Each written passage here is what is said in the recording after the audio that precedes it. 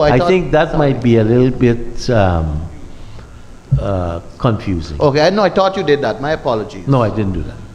I was going chart of account by chart. Okay, sorry.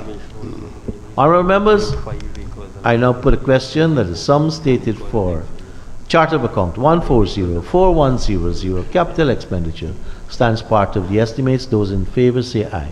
Aye. Those against say no. Ayes have it. Sum stated now stands part of the estimates. Chart of account 1404500, and I propose the question that the sum stated herein, capital expenditure, stands part of the estimates. Honorable Member Ms. Halley, I think this is the one that you raised. Honorable members, I now put a question that the sum stated for this chart of account 1404500 stands, capital expenditure stands part of the estimates.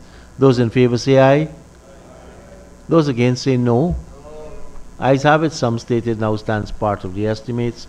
Chart of account 1405200 Hinterland Roads capital expenditure, and I propose the question that the sum stated herein stands part of the estimates.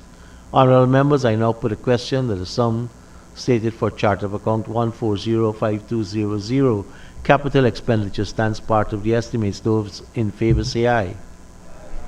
Those against say no. Ayes have it. Sum stated now stands part of the estimates.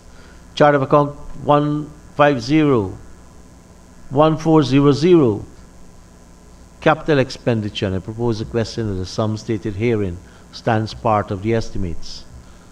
I now put a question that the sum stated herein for this chart of account, capital expenditure, stands part of the estimates. Those in favor say aye. Those against say no. Ayes have it. The sum stated now stands part of the estimates. Chart of account 1601000 stellings, and I propose the question that the sum stated herein on the capital expenditure stands part of the estimates.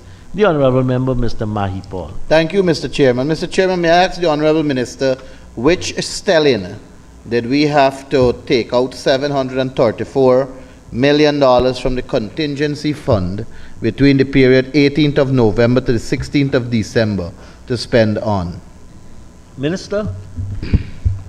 So, Mr. Chair, this is the Parika stelling. And I can tell the honorable member that we have awarded 3 lots for specific works in converting the Parika stelling into a port and terminal. What we have done with this money, it's a marvel that you will enjoy and generations to come. We are going to be reclaiming about 10 acres of land. Moving all of that junk that was in the foreshore so that we'll be able to expand that whole area. And this money was for the first 5 acres, because once we started executing the 3 lots, the need, when we had the first high tide and the flooding, and we saw what was happening, it not just to maintain the structural integrity of what is being done, but to be able to safeguard. And one of the sad things, and the Ministry of Housing, we had a lot of people who went out there was actually living out there. We have a similar situation at Grove, and that's not a good situation, because while they may enjoy 3 months of good living, once the water start coming in trouble. So we're the whole front. So Parika terminal, apart from building the building where the 3 lots are, we are taking in a lot of land. And this may be something that when you look at development that is going to be taking place across Guyana, and you compare the price of reclaiming land versus purchasing land, you may discover that reclamation is more economical than purchasing what is already there. So that's what we went into, an additional exercise beyond the 3 lots that were awarded. Thank you, sir. So the 734 million was for land reclamation. Mainly. May I ask the Honorable Minister, when was the contract awarded for this contractor to execute the land reclamation project?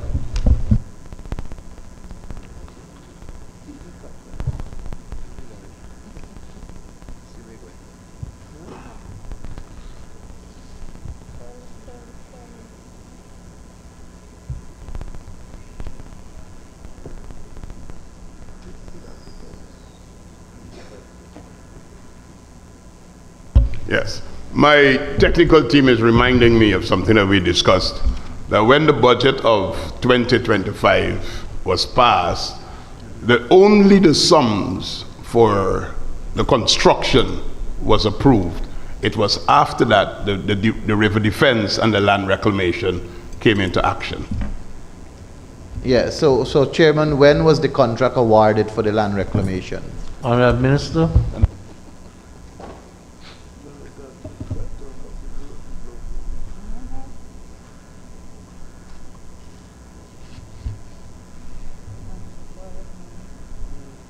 We went out to public tender, and the contract was awarded in July.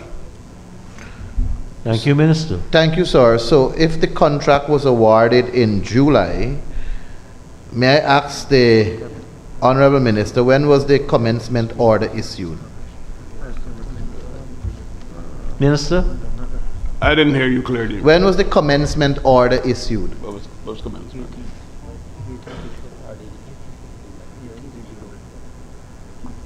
Commencement was 18th of July. 18th of July. Sir, may I ask the Honorable ahead. Minister, 18th of July 2025, may I ask the Honorable Minister, if they went to tender in July, it means that an engineer's estimate had to be provided for you to go to public tender. Then it takes time in the to be advertised in the newspapers. A duration of time is specified in the Procurement Act and all of So that. it was a choice of waiting for 2026? No, hold on. Or do it in 2025? Sir, with all due respect, may I have your protection? You do. Sir, so The with Minister all was of that out done, of order sir, to cross talk to you. thank you, sir. Sir, we had a financial paper in, if I'm not mistaken, in July of 2025. Why did this sum of money not come? In July of 2025, when we had a financial paper, was it July? Or June? In June, I think, sir. June, we had a financial paper.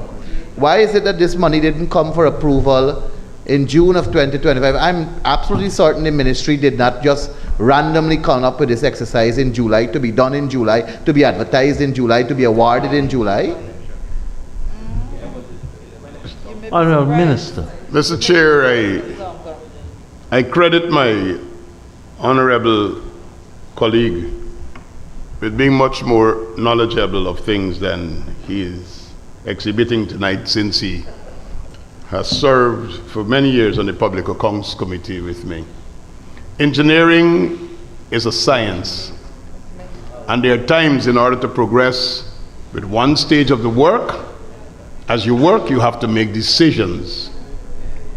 So we could have made a decision, do this work for 2026, and that would have meant holding up lot 1, 2, 3 in so many different ways. Because right now, as the honorable member know what is happening at Parika, in order for work to progress, we have to shift around where vessels board. We have to move where speedboats operate from. There's a whole lot of movement that is taking place there. And a solution, an engineering solution that brings long-term benefits to the country, which was land reclamation, came to us after the fact. And that is when we decided we will do that in 2025. You know, we didn't have a parliament at a particular time because we were going to an election, but development don't stop because we are electioneering. You would have inherited this had the people of Guyana admired your proposals and given you the opportunity. But since they did not give you that level of mandate and they give it to the PPPC, we have to push ahead and get this done. So thank you very much, Mr. Meyer. Thank you, Mr. Chairman. Mr. Chairman, may I ask the Honorable Minister, what percentage of this land reclamation is finished so far, and which contractor was it awarded to?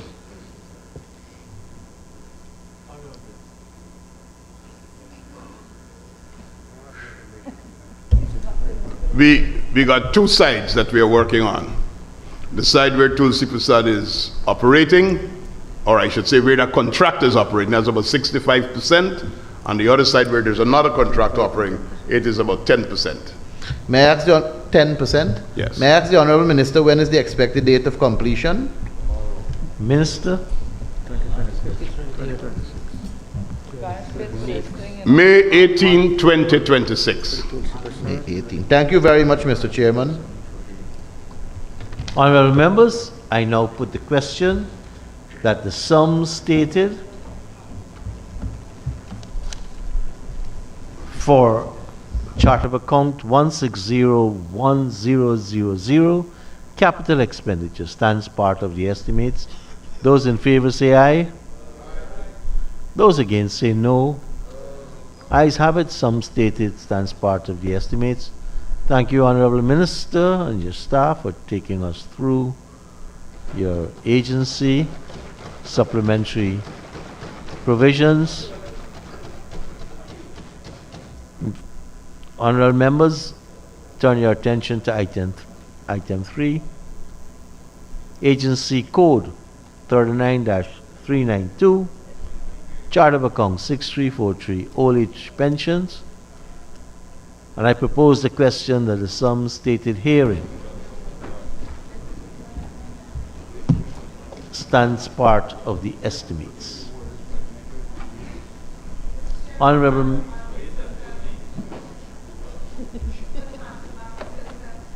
Yeah, we just signaled them.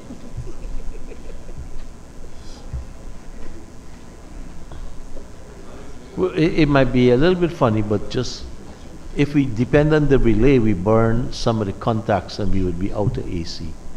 So that's why we would do it automatically.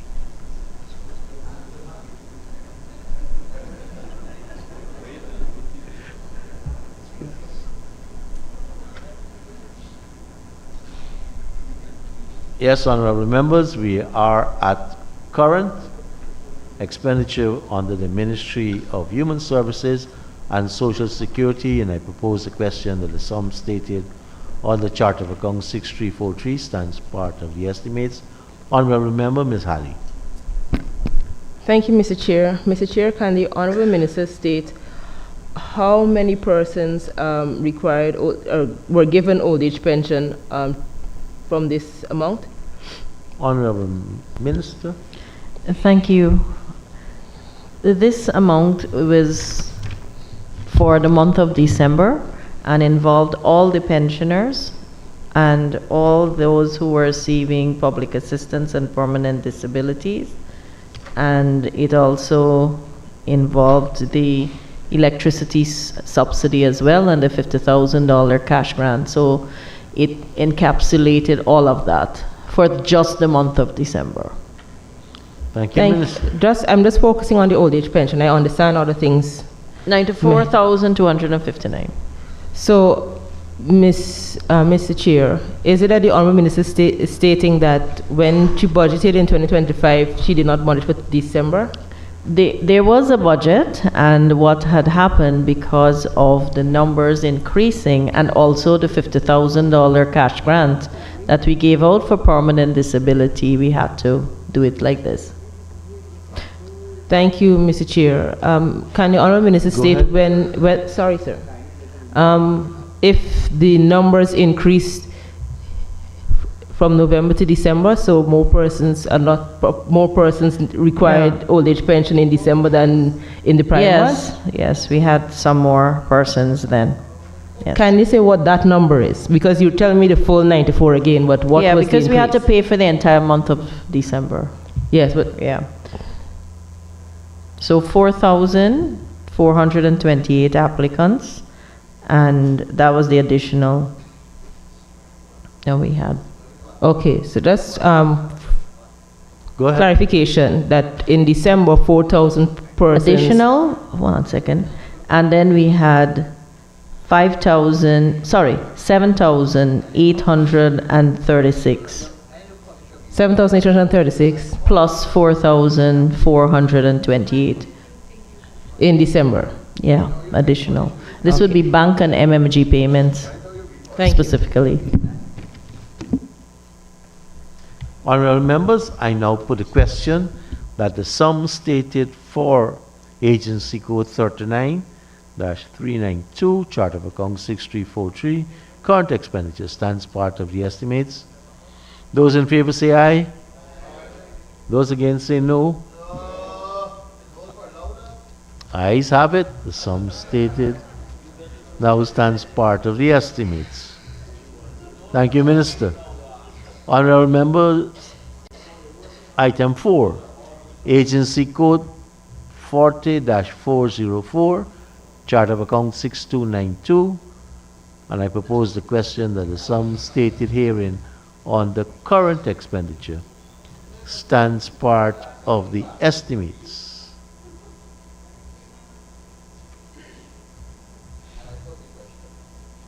And I put a question that the sum stated under this head, current expenditure, stands part of the estimates. Those in favor say aye.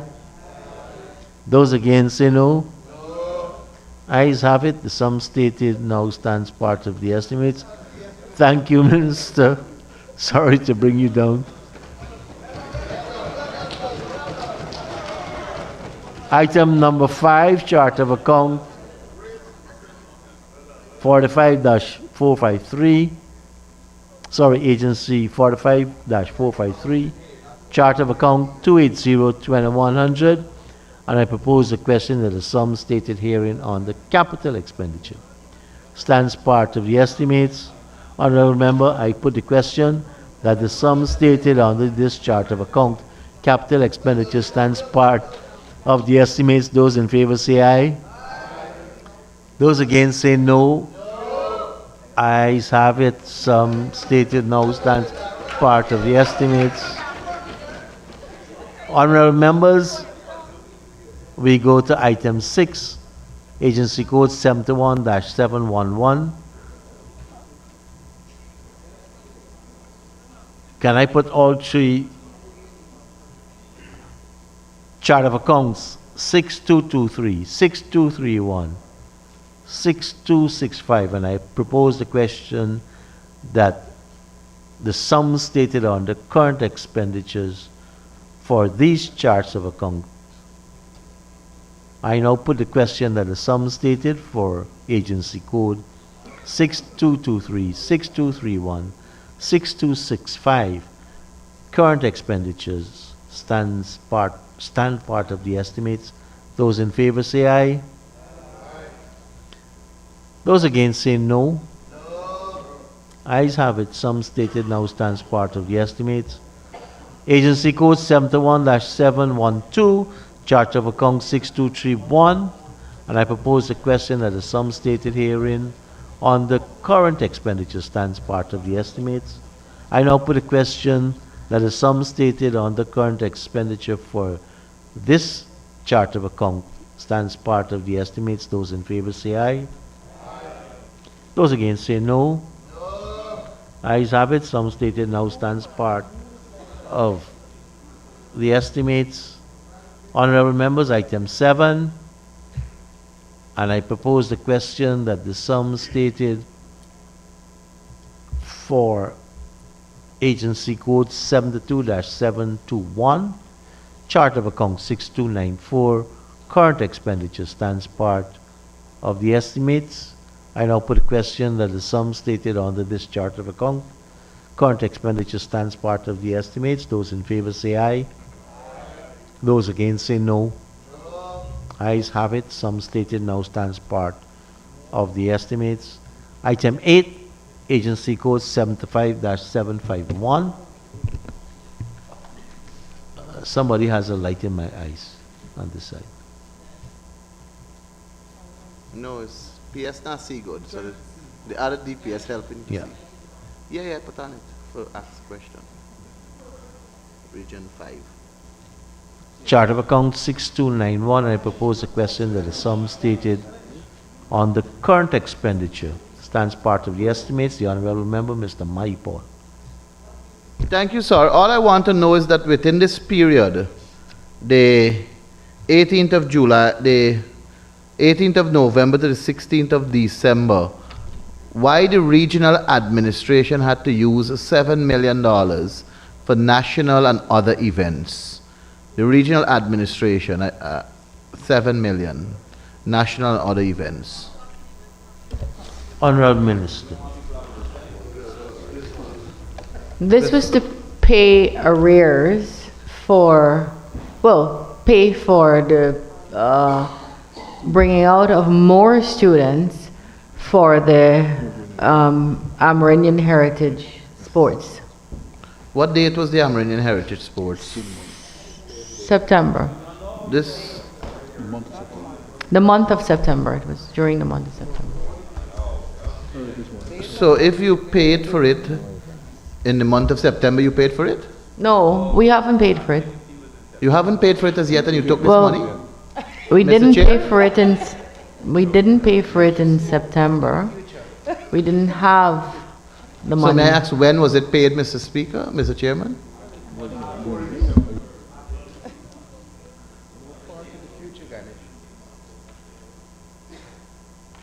Honorable Minister. In December. Thank you, Minister. Is there a date in December, sir?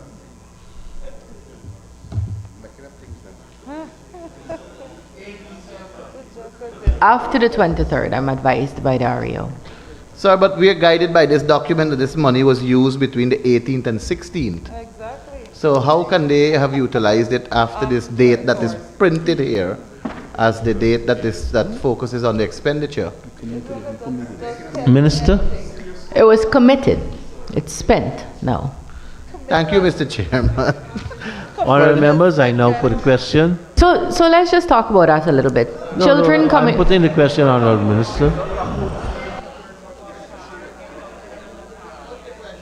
That the sum stated herein on the 6291 current stands part of the estimates. Those in favor say aye. Those against say no. Ayes have it, the sum stated now stands part of the question of the estimates. Honorable members, item 9.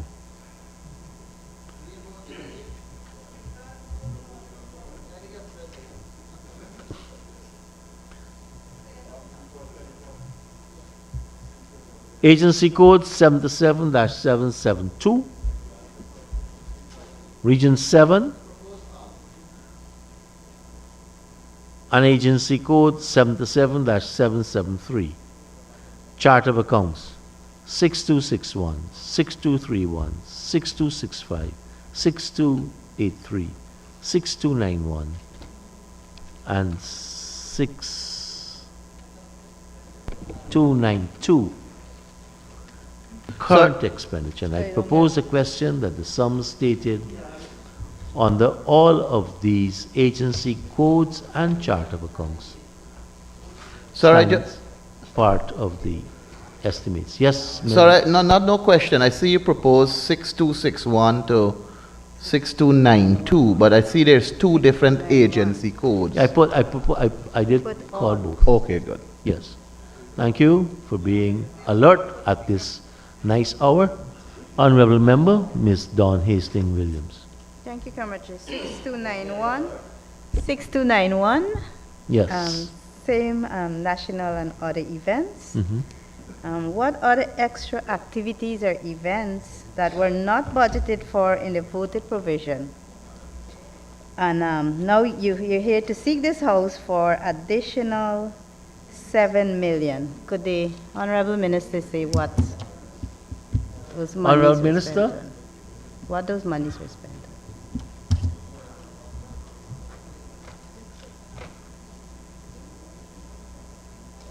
So before, the children from the upper and middle mass weren't brought out to Parika for the hinterland sports. No. The inter-schools. For the inter-school sports, sorry. In Parika, the hinterland region. This year, they were brought out and they were part of the activity. Thank you Well, very much, last Minister. year, sorry. Honorable members, Honorable Member Ms. Williams, Dawn Hastings. Honorable members, I now put the question that the sum stated for agency codes 77-772, 77-773, Chart of Accounts 6261, 6231, 6265, 6283, 6291, 6292, current expenditures. And I put the question that the sums stated herein stand part of the estimates. Those in favor say aye. Those against say no. Ayes have it. The sum stated now stands part of the estimates.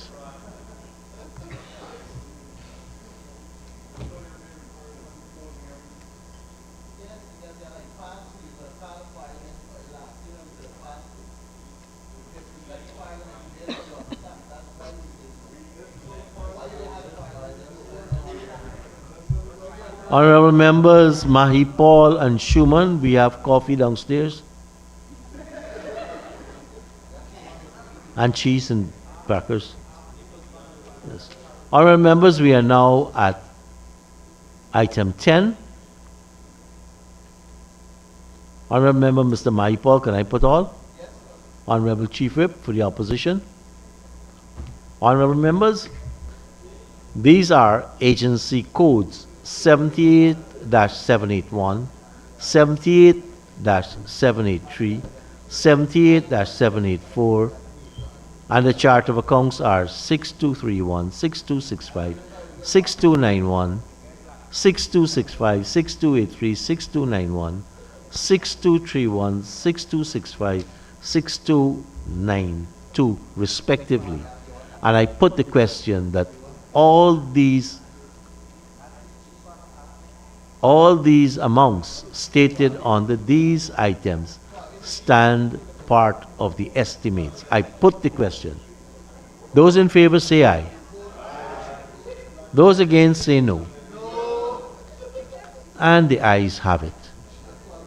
These sums stated now stand part of the estimates. Item 11. And I propose the question that the sum stated for agency code 79-794, chart of accounts 6292, current expenditure, stands part of the estimates. And I put the question that the sum stated herein under this chart of account stands part of the estimates. Those in favor say aye. Those against say no. Ayes have it. Sum stated now stands part of the estimates.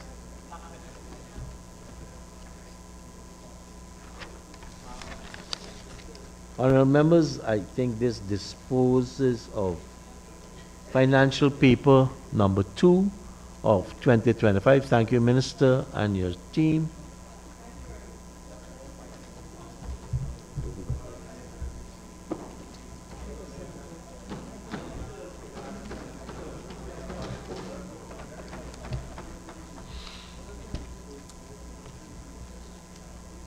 Honourable members, this completes consideration of these items. I will now put the motion, which is that the Committee of Supply approve of the proposal set out in financial paper number 2 of 2025, supplementary estimates current and capital, totaling 18,821,223,636 for the period 18 November 2025 to 16 December 2025. Those in favor say aye. Those against say no. Ayes have it. There is a call for division. Mr. Clerk, can you take the division after we ring the bell? Let's ring the bell.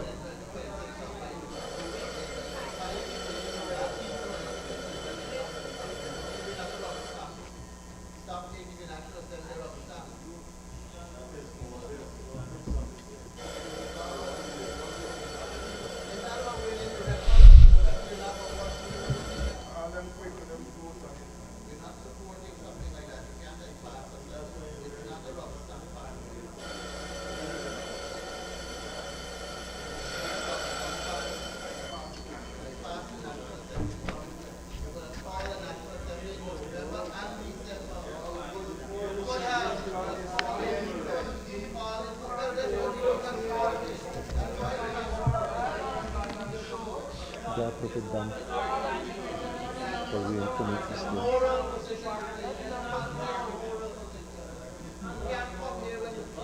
Shut up. You gotta put the notes down, right? Because we're still in committee. When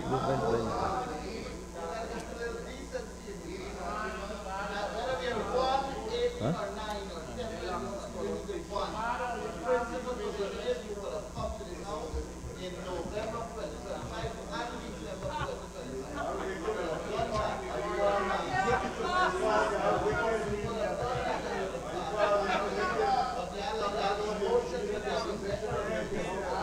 You can.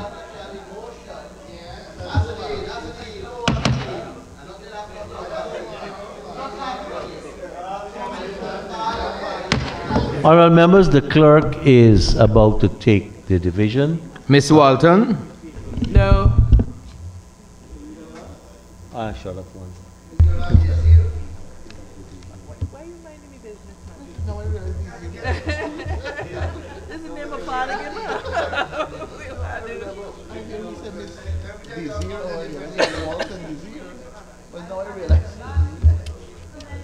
I'm tired fighting and beating up people, so I dropped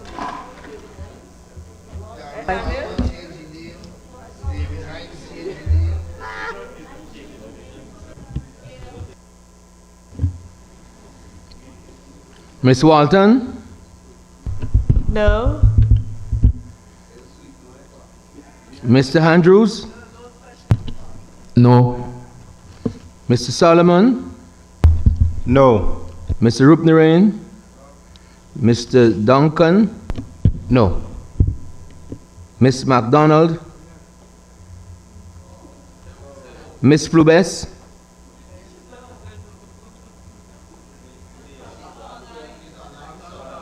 Ms. Flubes? Dr. Todd? Dr. Todd? Mr. Hines? Mr. Mahipal? No. Ms. Finance? No. Mr. Jordan? Dr. Campbell? No. Dr. Richards?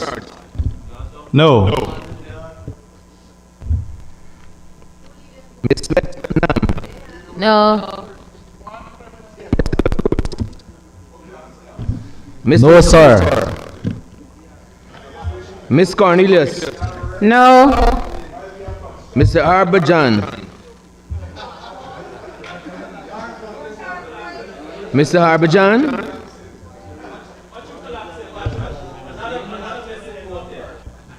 His name is online, but we have to hear him.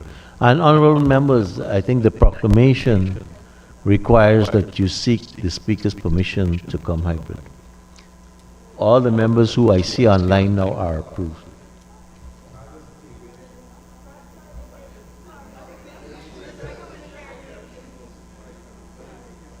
Go ahead. Mr. Speaker, I didn't hear what you said just now. I'll repeat. Let's say this. Okay. No.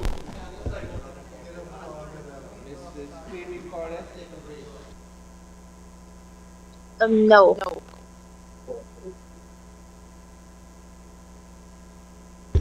No. No. Dr. Barker? No. Mr. Pandey? No. Ms. Primus? No. Mrs. Hastings Williams? Ms. Natasha Singh? No. Mrs. Sarabo Hali? Mr. Mohammed?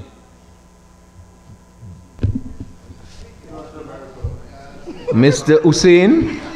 Yes. Ms. Lachman? Yes. Mr. Ramsarup?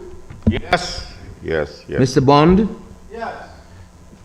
Ms. S. Singh? Yes. Ms. Veerasamy? Yes. Mr. Narain? Yes.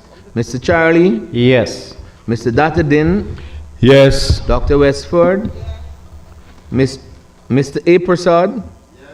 Mr. Schumann? Dr. Mahadiu? Mr. Ben? Yes. Mr. Ramkisoon? Mr. McCoy? Yes. Ms. Sukhai? Yes. Mrs. Brown Shadiq? Mr. Ramson? Yes. Mr. Hindar? Mr. Bharat? Yes. Ms. Rodriguez? Yes. Ms. Parag? Dr. V. Prasad? Yes. Mr. Kroll? Yes. Ms. Manik Chand? Yes. Mr. Mustafa? Looky there. Mr. Mustafa?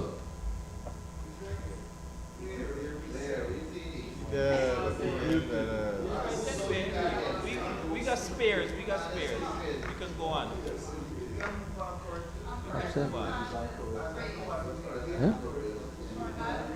Okay. Miss Waldron? Yes. Dr. Anthony? Yes. Bishop Edgel? Yes. Mr. Todd? Yes. Dr. Singh? Yes. Mr. Shearer? Yes. Mr. Nandlal? Yes. Mr. Jagdeo? Mr. Jagdeo? Mr. Phillips? Yes. Mr. Chairman, I would like to vote no. Dr. Dexter Todd.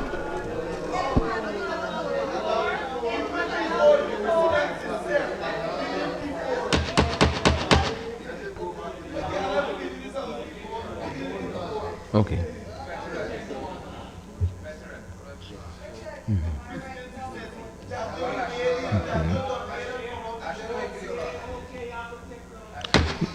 Miss McDonald? Miss No. McDonald? No. Mr. Speaker, may I, or Mr. Chairman rather, may I, with your permission, if you're going to, if you have the option to go back to the online members, the Honourable Minister Mustafa has been saying yes, but apparently it's not feeding through the system. Very well, sir, because he is online, and I just spoke with him, and he's trying to vote yes, but it's not getting through. But he's not getting. Dr. Todd? No.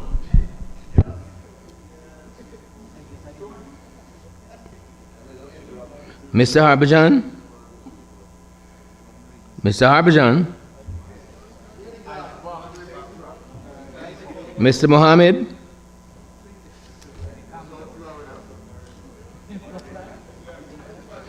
Mr. Mustafa?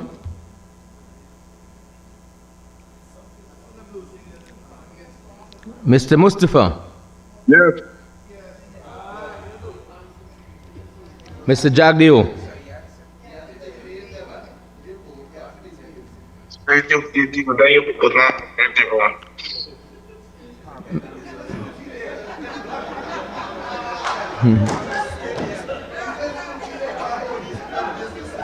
Speaker.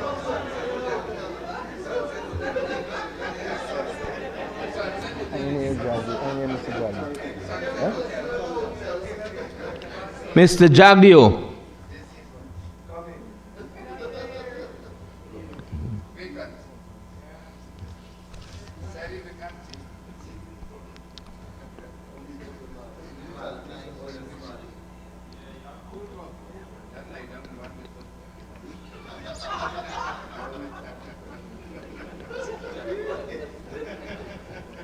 Twenty-seven.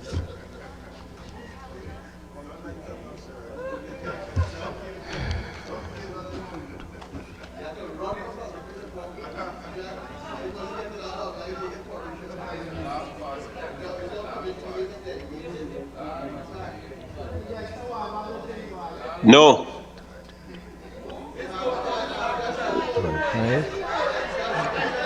No. Mr. Speaker, I vote no. Mr. Speaker, you hear me? I vote no. Honorable members, we are taking a serious vote on $10 billion. Please. $18 billion, sorry. Just before we go, call back three persons. Harbhajan, Leader of the Opposition, No. Jagdeo. 18 No. billion plus.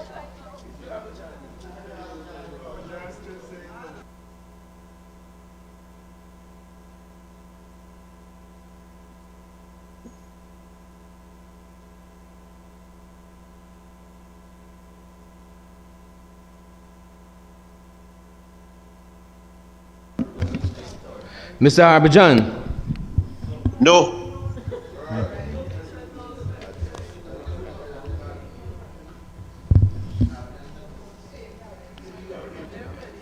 Mr. Mohammed, Mr. Clerk, Femi Corlett's name wasn't called?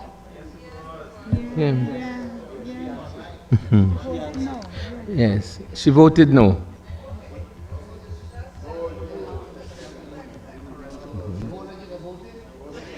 Mr. Jagdeo.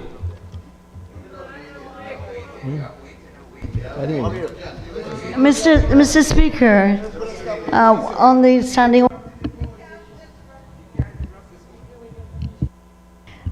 what we're doing here is highly irregular, in that the standing orders make it very clear. We go in the order, and we don't go back. In fact, I remember in the Parliament with Dr. Scotland as a speaker, then we had a vote, and the ministers on the opposition side, who are now in opposition with government, they were not in the Parliament when the three bells were rung, and they didn't, when they ran in, the speakers stopped, because they stopped them, because they weren't in their seat. Now, of course, this is virtual, but we can't be going back and forth like this. It's not how we do it. Thank you, Honorable Minister. Honorable Minister, I don't know how it's illegal. Oh, it's irregular. Okay. Well, this speaker has allowed this in the 12th Parliament. So you can accuse the speaker of being consistently irregular. Can we get the count now from the clerk, Mr. Clerk?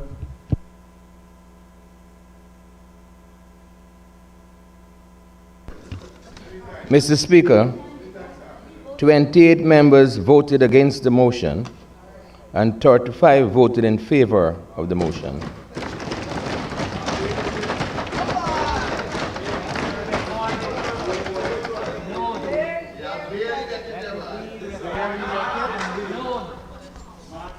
Honorable members, the motion is carried. Sergeant at Arms, can we? Sergeant at Arms.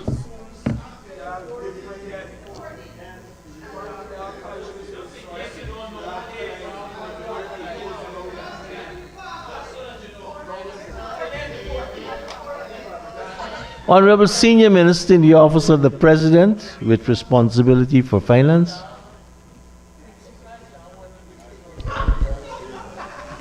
Thank you very much, sir.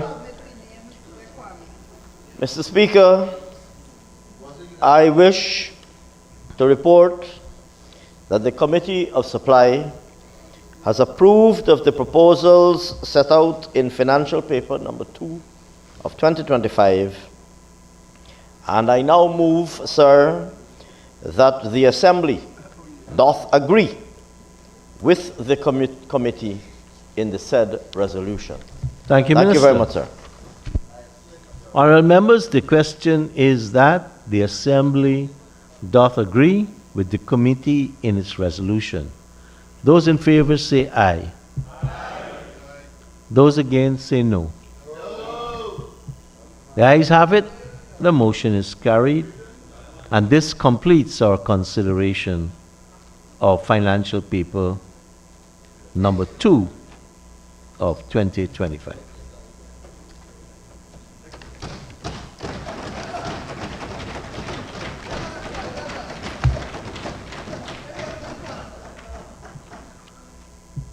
Clerk, we have to deal with the supplementary appropriation bill, number 2, for 2025, bill 2026.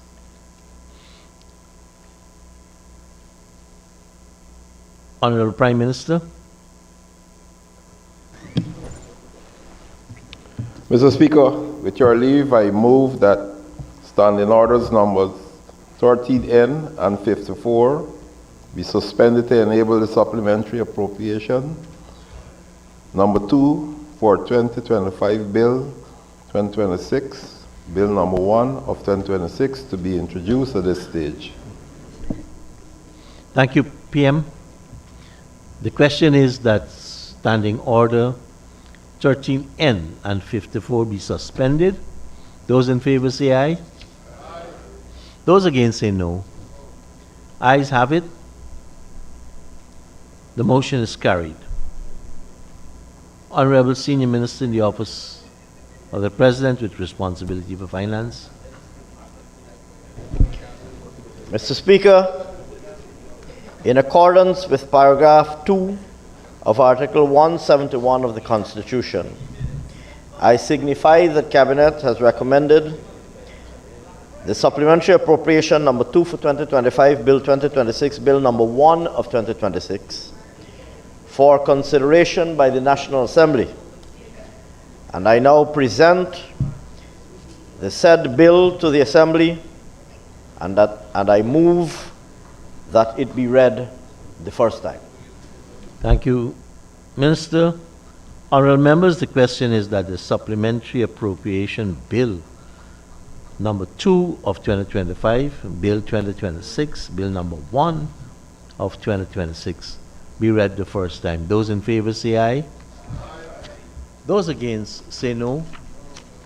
Ayes have it. The motion is carried. Let the bill be read the first time. Supplementary appropriation number 2 for 2025, Bill 2026, Bill number 1 of 2026. Senior Minister, Dr. Ashni Kumar Singh.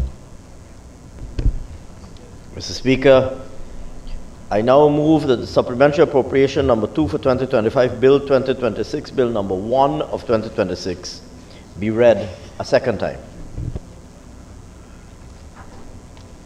Honourable members, the question is that the supplementary appropriation bill number 2 for 2025, Bill 2026, Bill number 1 of 2026 be read the second time. Those in favor say aye. Aye. Those against say no. No. Ayes have it. The motion is carried. Let the bill be read a second time. Supplementary appropriation number 2 for 2025, Bill 2026, Bill number 1 of 2026. Thank you. Senior Minister, Dr. Ashni Kumar Singh.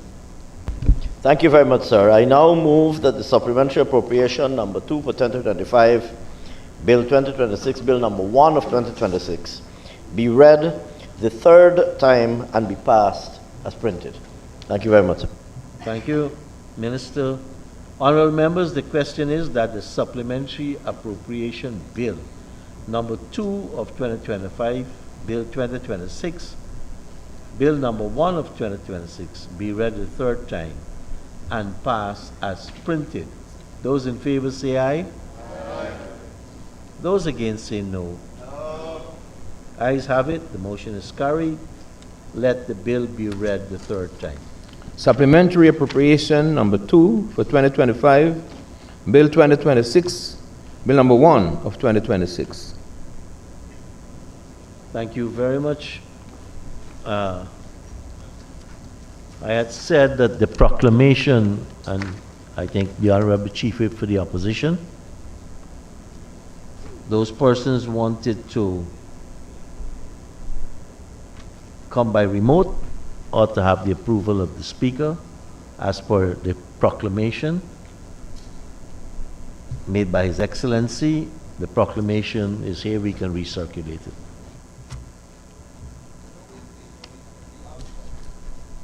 Doesn't have to be hard copy. Good. Shall we go back into Sorry.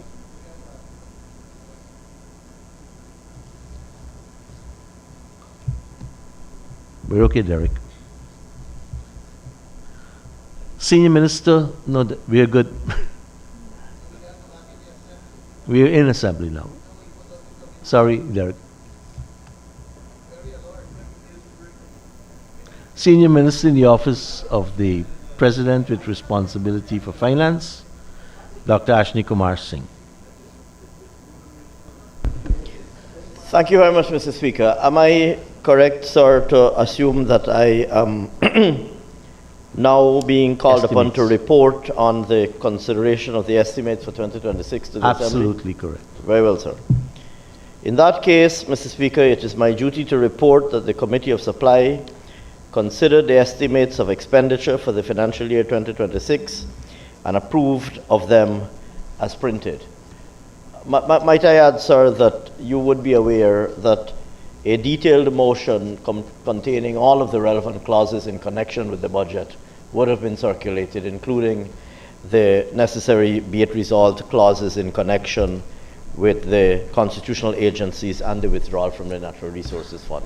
That motion would have been circulated at the time of the budget, and I now move or ask that the said motion and all of its relevant be it resolved clauses be approved at the appropriate time. Thank you very much, sir. Thank you, Minister.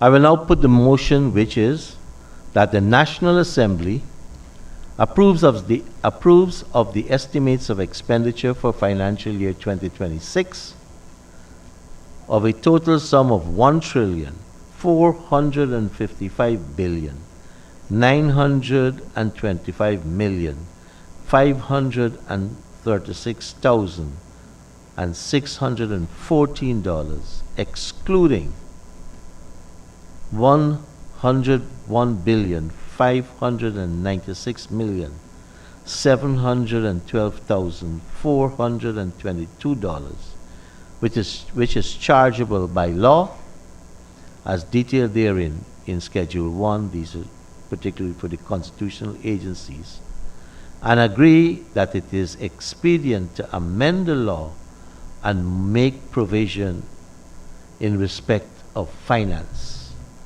This is the motion I put. Those in favor say aye. Those against say no. Ayes have it. The motion is carried. We now have to deal with the appropriation bill, which will now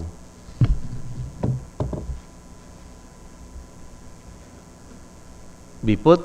But before we do that, we have to ask our Honorable Prime Minister to once again suspend Standing Orders 13N and 54 so we can take all the readings of the appropriation bill. Mr. Speaker, with your leave, I move that Standing Orders numbers 13N and 54 be suspended to enable the Appropriation Bill 2026, Bill number 2 of 2026, to be introduced at this stage. Thank you, Prime Minister. Honorable members, the question is Standing Orders 13N and 54 be suspended. Those in favor say aye. Those against say no. Ayes have it. The motion is carried. Honorable Senior Minister in the Office. Mr. Speaker, the second two further be it resolved clauses were not read. You only read the first one. Now therefore it be it resolved, which has to do with the $1 trillion, but the be it further resolved to do with the constitutional agencies as well as the Natural Resource Fund. So could those two motions be put so the whole motion could be approved? The second page.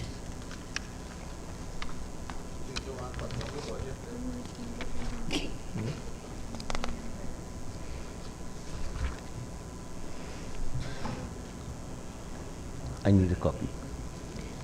Yeah, do you have it, sir? Okay.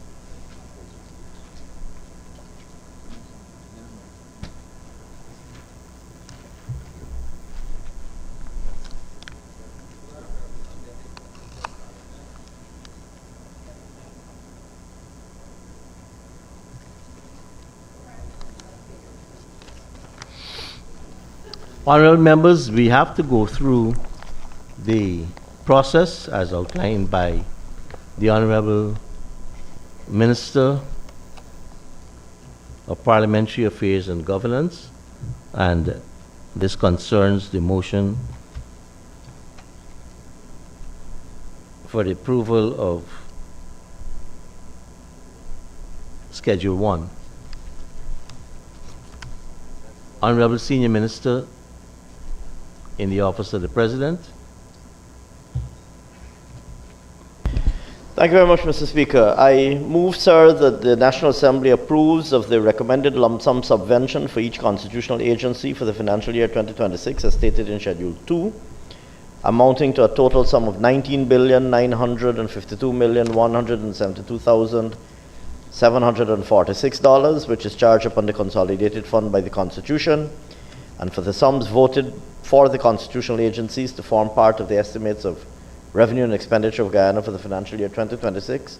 And I move further, sir, that this Assembly approves the sum of $495,048,806,789, equivalent to $2,374,334,805 United States dollars to be withdrawn from the Natural Resource Fund for the financial year 2026 in accordance with the Natural Resource Fund Act 2021. Thank you very much, sir. Thank you, Minister, and thank you, Minister Teixeira, because as she correctly outlined, we had only did the first part for the budget estimates, and we needed to do the resolve clauses for the other two financial provisions. Honorable members, I now put the question. The motion, those in favor say aye. Aye. Those against say no. Ayes have it. The motion is carried. And the motion was circulated earlier.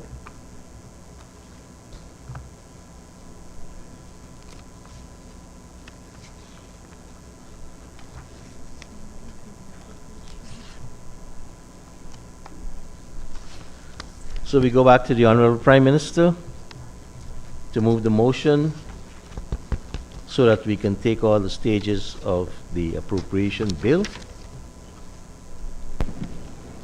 Mr. Speaker, with your leave, I move that standing orders number 13N and 54 be suspended to enable the appropriation bill 2026, bill number 2 of 2026, to be introduced at this stage. Thank you, Honorable Prime Minister. Honorable members, the question is that standing orders 13N and 54 be suspended. Those in favor say aye. Those against say no.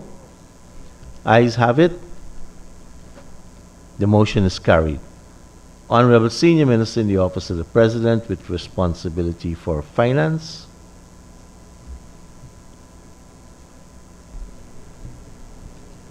Thank you very much, sir. In accordance, sir, with paragraph 2 of Article 171 of the Constitution, I signify that Cabinet has recommended the Appropriation Bill 2026, Bill number 2 of 2026, for consideration by the National Assembly, and I now move the bill, I now present the bill to the Assembly and move that it be read the first time. Honorable members, the question is that Appropriation Bill 2026, Bill number 2 of 2026 be read the first time. Those in favor say aye. Aye. Those against say no. Ayes have it. The motion is carried. Let the bill be read the first time. Appropriation Bill 2026, Bill number 2 of 2026. Honorable Senior Minister in the Office of the President with responsibility for finance, Dr. Singh.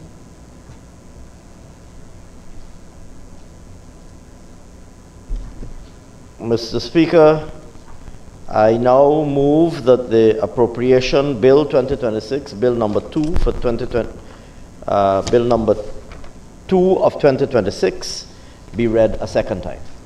Honorable members, the question is that Appropriation Bill 2026, Bill number 2 of 2026 be read a second time. Those in favor say aye. Those against say no. Ayes have it. The motion is carried. Let the bill be read a second time. Appropriation Bill 2026, Bill number 2 of 2026. Dr. Singh.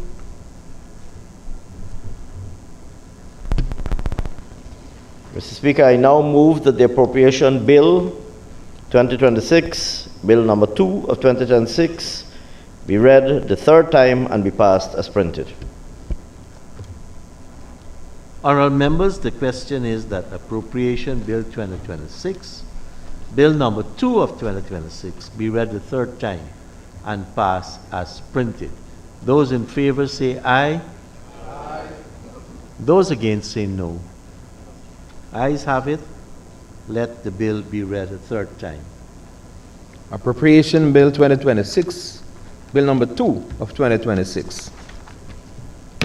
Congratulations, Honorable Finance Minister. You now have a budget.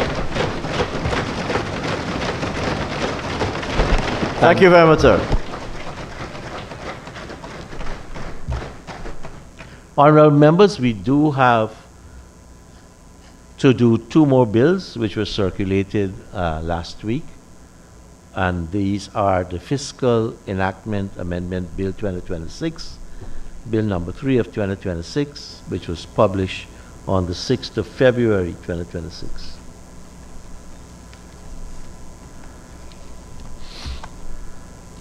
And we have the second bill, the Marriage Amendment Bill 2026.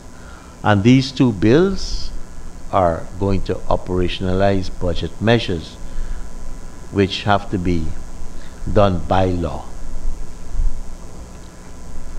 So I call on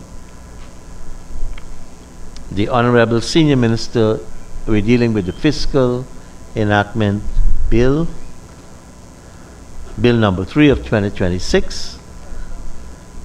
Senior Minister in the Office of the President with responsibility for finance, Dr. Ashni Kumar Singh.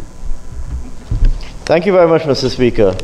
I rise, sir, to move that the Fiscal Enactments Amendment Bill 2026, Bill number 3 of 2026, be read a second time. Mr. Speaker, it is not my intention to detain members of this Honorable House unduly, considering the lateness of the hour. We have spent, sir, the last 2 weeks debating in this Honorable House Budget 2026. We spent, sir, the first week engaging in what we have now, by parliamentary convention, have come to describe as the policy debate. And during the course of that policy debate, we ventilated on both sides of the House our respective perspectives on the policies proposed by this government. And I believe that we had a most fulsome debate. It would be recalled, sir, that in Budget 2026, we proposed a number of measures. These included measures aimed at increasing disposable income, reducing the cost of doing business, and incentivizing investment in certain specific sectors and areas. And in order to give effect to those measures, sir, it is necessary that the relevant statutes be amended. And so this bill is really a very simple bill that proposes to amend the Income Tax Act, the Corporation Tax Act, the Value Added Tax Act, the Property Tax Act, and the Customs Act. It would be recalled, for example, that we proposed an increase in the income tax threshold from $130,000 to $140,000 monthly, having, of course, doubled the income tax threshold in our previous term in office. It would be recalled, furthermore, sir, that we proposed to remove the net property tax that is chargeable on individuals. It would be recalled further yet, sir, that we proposed to remove corporation tax on income arising from agriculture and agro-processing activities, as well as income arising from child care services and elderly care services. It would be further recalled, Mr. Speaker, that we proposed in Budget 2026 to remove the value-added tax from a supply of locally produced furniture and a supply of locally produced jewelry, specifically because of the linkages between those respective products for final consumption and two very important domestic and indigenous industries, our timber industry and our small and medium scale mining industry, which together of course provide the inputs into those two respective manufacturing sectors. We also, Mr. Speaker, proposed a number of other specific measures, including measures in relation to removal of taxes on ATVs, on outboard motors of a specified engine capacity, value-added tax on security equipment, including security cameras and alarm systems, and certain specified changes to the manner in which some specific categories of vehicles are taxed in particular. Double cab, we introduced a flat rate of tax on double cab pickups not exceeding 2500 cc, and another different flat rate of tax on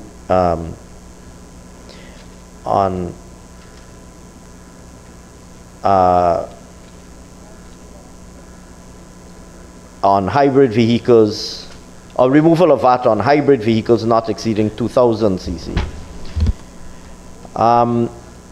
And so, Mr. Speaker, the privilege is mine now to move this bill. It would be noted, Mr. Speaker, that we also circulated, I think during the course of last week sometime, or a few days ago, an amendment to this bill made necessary by the advisors of the drafters to ensure that we deliver precisely what we intended to deliver. That amendment, Mr. Speaker, I think was circulated earlier this week, and at the appropriate time, under your instructions, sir, I will move that amendment. But the privilege is mine now, sir, to move that this Fiscal Enactments Amendment Bill 2026 be passed at the appropriate time when we take the vote. I strongly advocate that it enjoy the unanimous support of this House, because it does propose a number of very important measures that will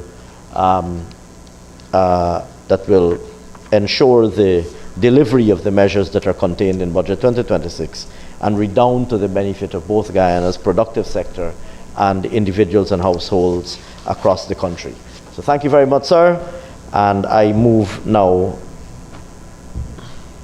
or I will move a little bit later, I believe, that the Fiscal Enactments Amendment Bill be read a second time. Thank you very much, sir. Thank you, Minister. Honourable Member Mr. Abu Hali.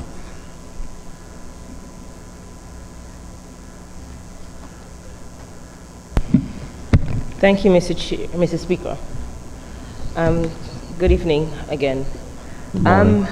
Oh yes, sorry. Good morning, it's a new day. I rise, Mr. Speaker, as the Honourable Minister just indicated, we had extensive debate on this issue over the week prior, and as we went through the estimates, we inquired as much as we possibly could to get a sense of where the monies will go.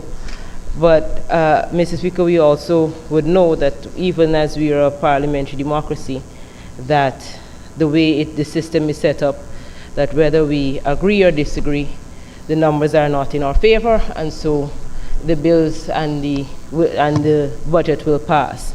And we understand that. But, Mr. Speaker, I would want to, at this point, just restate some things as we discuss this fiscal enactment bill. And our contention has been, and continues to be, that while there is some movement, we will not state that there has been no movement or there has been no attempt to deal with some of the issues that the country and the people face, that our view is that it's not sufficient given the resources that we currently have. And the fiscal enactment bill, the focus of it, while minimal, I believe it does not effectively deal with the poverty that exists. And I believe that the income tax threshold, it gives a few more dollars in the pockets of persons. We must admit and agree to that. But the major issues that people face, the cost of living doesn't really go down due to these enactments. The prices of groceries does not reduce, rent does not lower, and so the reality is that after this thing passes, yes, there may be a little bit more dollars in the pocket, but people will still have to deal with the brunt of the cost of living. That would not go away, Mr. Speaker, with these enactments.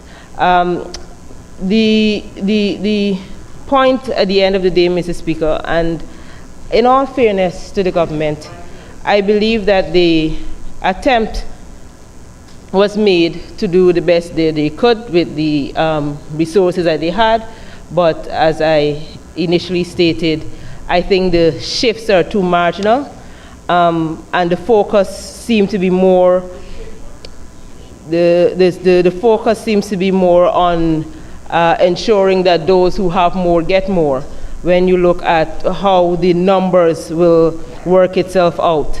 I also don't believe that it keeps people afloat, not necessarily allows them to get out of poverty, or it preserves what I would consider dependency rather than make people independent. And so with those few words, Mr. Speaker, I would say, you know, it will pass, but we would have hoped that there would be a lot more measures that will actually bring people out of poverty than just manage the poverty that they're currently in. Thank you, Mr. Speaker. Thank you very much, Ms. Halley.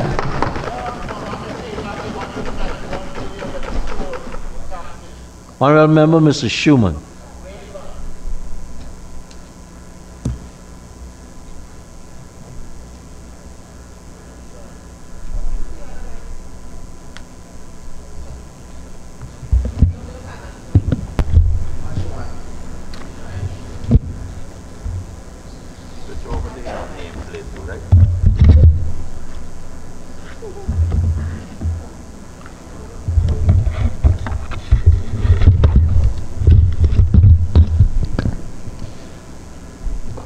Thank you, Mr. Speaker, and I take this opportunity to congratulate and thank the People's Progressive Party Civic for giving the country a very fantastic Valentine's Day gift in Budget 2026.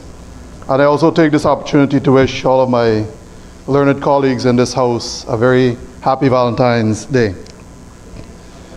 Mr. Speaker, I stand here and I listen to my colleague on one side praising, while at the same time trying to whip the People's Progressive Party Civic in this budget. And we've sat here for 2 weeks debating and evaluating. And Mr. Speaker, it is important that you understand the context of this budget. There are many complaints that from the opposition side that the budget doesn't do this, many accusations hurled at the People's Progressive Party Civic. And I must say at the outset, I was very, very disappointed in the opposition, that they came here ill-informed, ill-advised, without reading and understanding what is in the budget. And Mr. Speaker, we were regaled by misinformation hurled at us from the opposition side. Sir, for those who did not pay attention, and I take this opportunity to bring to the attention of the country, we'll start off with the Honorable Mr. La Cruz, who stood at this podium and complained that there is nothing in this budget for indigenous peoples. And if I may quote, sir, from the Hansard, and any of our colleagues and members could actually get a copy of this. And in the final moments of his speech, sir, in the usual burst of energy, he said, "We barn in Truly House, but we not got to dead in Truly House." That's in the Hansard, sir. Mr. Speaker, whether the public chooses to acknowledge it, whether opposition colleagues choose to acknowledge it or not, that, sir, in one single swipe, the honourable member tried to undo the work of so many people before him and trampled on the Constitution of Guyana. Article 149G, and if the young member was not aware that there is a constitution, it was furnished in your bag, and I will read for you, sir, what it says. Article 149G says, Indigenous people shall have the right to the protection, preservation, and promulgation of their languages, cultural heritage, and way of life. That was never culture, that was survival. And Mr. Speaker, That was the only way we had, the only choice we had. Mr. Speaker, given the first opportunity at the podium, That was survival. the young member, in a very condescending manner, attempted to lay waste and disparage the many indigenous peoples across this country who continue to enjoy a traditional life. We had no choice but to build Truly House and live in. Our indigenous culture, Mr. Speaker, That's why you sell out Truly. represents a critical part of our coexistence with nature, the environment, So when you sell out, they are bringing people on. Give back to them. and it is a right that we have fought so long to protect. We don't care. You fail the people of Guyana. Mr. Speaker, and sir, I'd say very disappointingly, he was followed by an indigenous sister who until 2025 Shame of this. did not even know that she was indigenous. Shame on you. The Honorable Juretta Fernandes, who came onto the podium Mr. Mohammed. and said, Schumann doesn't live in a Truly House, Charlie doesn't live in a Truly House, Sarah doesn't live in a Truly House. He was the only one building out to the people. What you Mr. Speaker, what the two members tried to do, You don't do nothing. what the two members tried to do, just in that one swipe, You were the biggest criminal in the house, you. is to speak in the most condescending manner about our indigenous brothers and sisters. And once again, Mr. Speaker, all of this is being done without understanding what is in Mr. budget Speaker. 2021. Mr. Speaker, I'm forced to rise on Standing Order 41-1, which requires the member to confine his observation to the subject under discussion. I can hardly connect abuse on indigenous brothers and sisters with the measures that we are considering. Oppression and suppression. Mr. Speaker, thank you. I am well aware. I'm still speaking. My apologies. Honourable Member Mr. Campbell. Talk about it now. Honourable Member Mr. Campbell. You can raise that. The determination is for the Speaker. He's speaking to measures in the budget, and he has his view. I don't see him deviating from the subject matter on hand. Honourable Member, please, you can continue. Thank you, Mr. Speaker. Mr. Speaker, this budget and everything in it has to be taken into context, and it hurts me, it aches my heart to understand that our opposition colleagues cannot even understand the context of budgets. They don't understand how it touches people. They don't understand the effects on the people. What they want to do is to come into the House and grandstand and throw and flail and pretend like they know what they're doing when they have not once again looked at the budget to understand what is in there. And it requires context, Mr. Speaker. And if the Honourable if the Honourable Dr. Campbell was not educated in the last 2 weeks, maybe he should probably take an opportunity again to reread the standing orders so that you will understand and put some context into what we are saying as to how these measures affect and touch Indigenous peoples.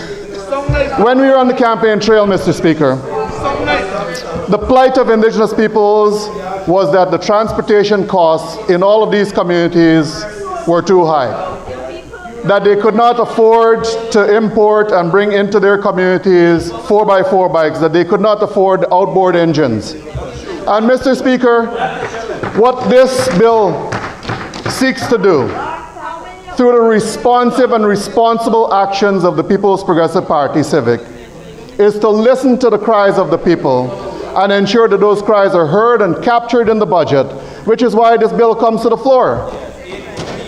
So when we stand here and we come to debate, Mr. Speaker, and in their characteristic manner, I may seem to have hit a nerve, we get threats. Once again, we get threats from the young Mr. La Cruz who wants to go outside in the parking lot to fight in their typical bullying manner. You're imputing now, sir. Mr. Speaker, this is what the honourable member said. We could go back to the Hansard. I didn't hear him say so.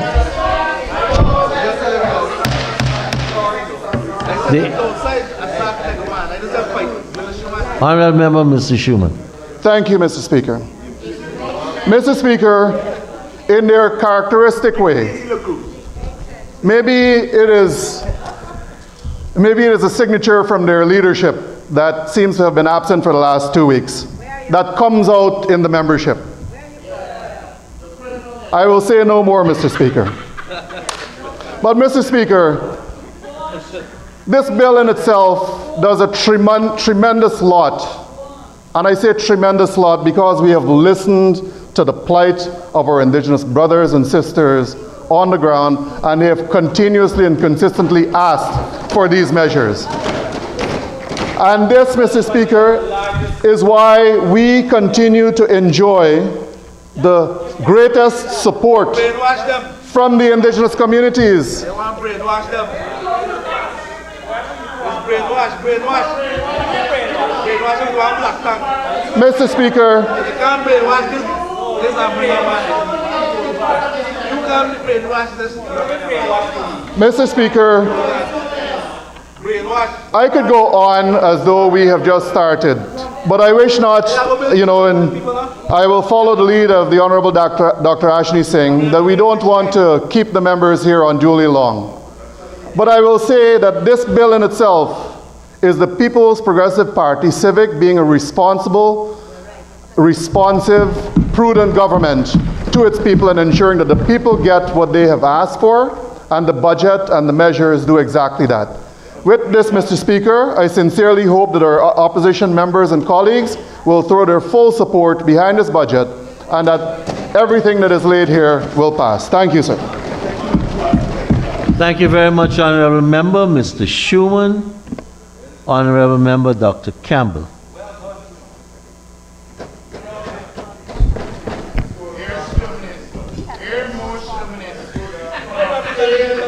Mr. Speaker, I rise to make a few brief comments on the Fiscal Enactments Amendment Bill of 2026.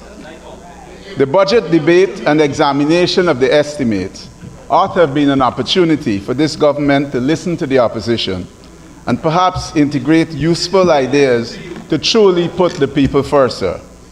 I believe I speak for the entire opposition when I say that in the absence of consultation prior to the presentation of the budget, we expected a more productive discourse. Instead, what we witnessed were displays of hubris, abuse, and dismissiveness from the government side. Mr. Speaker, if we are truly to put the people first, the primary focus of this assembly ought to be the minimization of poverty in Guyana. The measures proposed do not go far enough to achieve this. The first divide that we must cross, sir, is to agree on the rate of poverty in Guyana. We, on the side of the opposition, were berated for relying on a recent IDB report which cited the rate as being 58%. The minister spent much time in his response suggesting that the data set for this report was outdated. But the minister failed to produce any poverty figures of his own. This failure, Mr. Speaker, was glaring considering the fact that the minister has direct responsibility and oversight for the Bureau of Statistics. Mr. Speaker, we suggested in our presentation that the minister take steps to generate poverty data that would provide frequent, transparent, and granular data, child versus adult poverty, pensioners versus working age poverty, poverty by ethnicity, very important, poverty across economic sectors. Granularity is absolutely necessary if we are to effectively target and address poverty in Guyana. Absent such data, sir, we are taking a cutlass to surgery instead of a scalpel. Mr. Speaker, I'm not alone in bemoaning the lack of the data paucity that exists in this country. Two Guyanese economics in recent days, Samuel Braffett and Ramesh Gampat, have joined the call for timely microdata in recent letters to the newspapers. So far, our collective pleas have fallen on deaf ears. Mr. Speaker, I did not listen to all of the abusive tirade preferred as a budget rebuttal by the minister. I left unbothered as soon as my portion of the abuse was done. The honorable leader of the opposition, perhaps more wisely, refused to subject himself to one of the strangest budget rebuttals I have ever heard. I remain hopeful, sir, that the minister will, on reflection, find some wisdom in our suggestion to expand on data collection. Mr. Speaker, we support the measures which are aimed at lowering taxes on the following: for locally produced furniture and jewelry, security cameras and alarm systems, fire extinguishers and smoke alarms, double cap pickups below 2,500 cc, new vehicles below 1,500 cc, hybrid vehicles below 2,000 cc, outboard engines less than 150 horsepower, ATVs, and corporation taxes on child care and elder care. Mr. Speaker, No taxes on hearing plans. Mr. Speaker, I'm cognizant that all of us, the government, the opposition, and the parliamentary staff, have worked hard over the last 2 weeks and are now eager to go home. Notwithstanding our collective fatigue, sir, it would be remiss of me not to make a call for comprehensive tax reform. In 2025, this government reduced the higher personal income tax rate by 12.5% and the lower rate by 10.7%. This was a bigger tax break for the rich than that given to the poor. Many will recall that the 12.5% reduction was not even in the budget speech, sir, but was granted 1 day later after pressure from the private sector. Tax reform is currently being enacted in a piecemeal fashion, year after year, especially driven by special interest groups. This year, the measures call for removal of the property tax for individuals. The property tax is a poorly enforced tax aimed at the rich, sir. In fact, this government deploys it as a political weapon against elements of the opposition. Freddie Kissoon, now a strong government supporter, was a victim of this back in 2009, and I'm citing Kaitro News from September 27, 2009, written by Freddie himself. The APNU rejects the removal of this tax. If we had been consulted prior to this decision, we would have recommended an increase in the threshold. This measure returns well over Guyana 1.5 billion to the rich, even as the poor in this country continue to suffer. Last, Whilst we support the increase in the income tax threshold from 130,000 to 140,000, we consider this increase to be totally inadequate. The APNU in its manifesto had advanced a case to increase the threshold to 400,000 Guyana dollars. Mr. Speaker, I take this opportunity to thank you, the clerk, and the entire parliamentary team for your support over the last 2 weeks. I also wish to thank our colleagues on the Win side of the House for their efforts in scrutinizing the 2026 budget. To the members of the government side, I hope that consultation, as envisaged by Article 13, will be the order of the day going forward. Thank you, sir. God bless Guyana.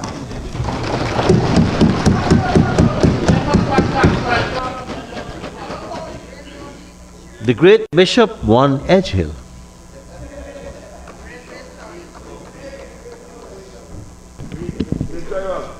Thank you very much, Mr. Speaker. No, Fitzroy, no. Mr. Speaker, you will recognize that I don't have a prepared speech that was given to me to be read in the House tonight. But I'm participating in a debate. And in this debate, sir, I stand to support the Honorable Senior Minister in the Office of the President with responsibilities for finance, as he has presented this fiscal enactment bill, which basically, sir, puts in place the necessary adjustments to the various pieces of legislation to ensure that the discussions that we've had in this House are now law, and it's not left to discretion, but it's for everyone to comply with, including enforcement authorities. Mr. Speaker, it is obvious that in some instances silence is golden.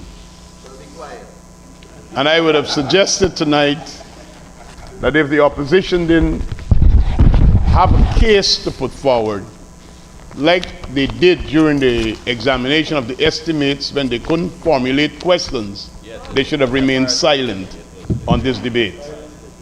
But since they did not choose silence, I am forced and compelled to respond to some things. I would like to begin with the claim by Dr. Campbell, the honorable member, who said there was no consultation. Mr. Speaker, policy formulation is an art. And it starts with listening to people. Let's take one measure, the increase, or I should say the removal of taxation on outboard engines up to 150 horsepower. I'll come to ATVs just now. As the Minister of Public Works, we engage speedboat operators as the Minister responsible for transportation. And after good friends like Mr. Sherrod Duncan and Mr. Ganesh, my honorable members would love to put up on their social media page a boat with an engine that is broken down, drifting in the Essequibo River to make a big fuss. They like that. It was consultation, Mr. Speaker, with the operators of boats who told us that if they could get duty-free privileges engines that are new, they will be able to provide greater levels of safety, and that the people of Guyana would not be subject to that. because what they were doing because of the cost was purchasing reconditioned engines. It was consultation that produced this budget measure that is bringing benefits to almost 2,000 operators of speedboats and tens of thousands of people who use speedboats. That is what is called consultation. Mr. Speaker, I don't know where some of my colleagues come from and what is their claim to representation of people. But when you go to regions 1, 7, 8, 9, and parts of region 10, what an ATV is to the people in those regions, I'm saying how we were able to put the policy in place because we listened to people, and you're saying there was no consultation. So sit and listen. Sit and listen. It was when we went there and the people said, he's showing he's not even the honorable members in this house who are of Amerindian or indigenous extraction would recall 5 and 6 persons riding on an ATV at a time. 2 in front, 2 at the back, a rider and a person behind the rider. Yes. Because ATVs used to be something for the elite in the interior. The PPPC's administration, by way of this one policy of removing the taxes, is making this affordable at the household level. At the household level. Transforming lives, that's right.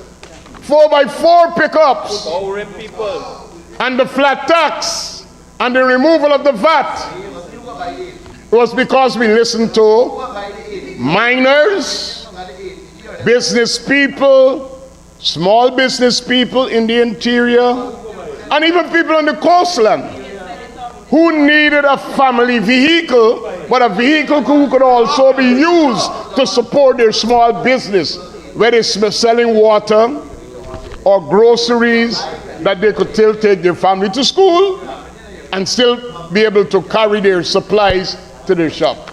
So when it comes to consultation, second to none, the PPPC's administration is a government that is accessible to the people, listen to the people, and formulate policies that brings benefits to the people.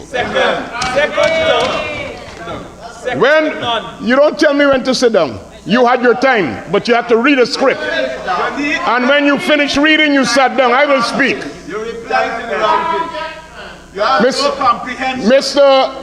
Mr. Speaker, let's deal with taking VAT off of security. Mr. Speaker, I seek your protection so I could.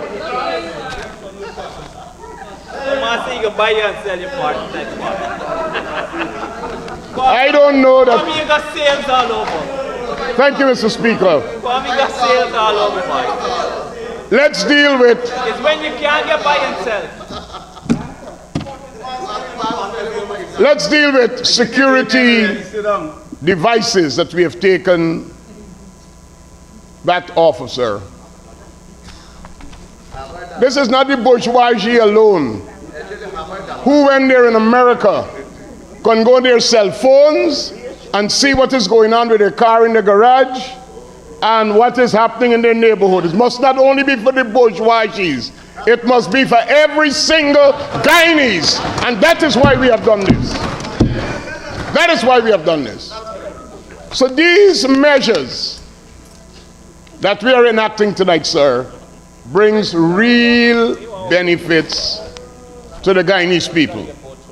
Whether they live in the hinterland, whether they live in the coastland, whether they are young or they are old. These measures, sir, and I heard the Honorable Member of Dr. Campbell indicating, I heard the Honorable Member Dr. Campbell indicating how these measures put money in the hands of the rich. He failed. He failed to indicate to this House that by the one stroke of increasing the income tax threshold by 10,000, we're taking 5,000 Guyanese off the line of paying taxes, ensuring that they have more money in their pockets. And this is not just something that we're starting. We have, the Honorable Minister have said that. We have already doubled the income tax threshold in our first term, and we are moving towards that. And I heard a mention about the promise of taking the income tax threshold to 400,000 by the Honorable Member, and that's why they have 12 seats in the House, because the people in Guyana did not believe them, and they don't trust them to manage the affairs of this country, because they were bankrupted in the first year of taking it. This is responsible response to the people of Guyana. So, Mr. Chairman, homeowners, we all hear about the American dream, but there's a Guyanese dream that is a reality in Guyana. And those numbers of the Guyanese dream show up by the number of applicants that are at the Ministry of Housing. So it's not only taking the applications, but it's making available to them the access to financing to build their own homes and to ensure that they have relief. So we have moved that to ensure home ownership. We have ensured that the ordinary man, the ordinary woman could have vehicle ownership. They could have security. They could have greater disposable income. So when we talk about putting these measures into place, as it relates to what was discussed in the budget and the debate, and in the budget measures, sir, this is telling the people we are not just talking, but we are doing what is necessary to ensure what we talk about, they're able to live it for the rest of 2026 and 2027 and beyond, as we continue to transform Guyana and deliver this country into a place of prosperity. I am concerned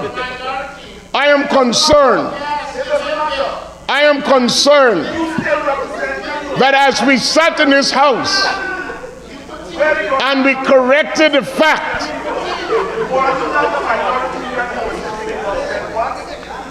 Mr. Speaker, could I get some protection as I continue? Mr. Speaker, the tired arguments about the poverty rate being in Guyana at 58% was literally inserted into the paragraph of all of the written presentations that were read in this House from the other side. It was debunked by the Honorable Minister of Finance to show that it was data from 2018 and data from the COVID period. And the distinguished member still stands again tonight in the House to repeat the old tired argument, saying that enough is not being done. It was debunked. The statistics were shown that it was incorrect and it was misused.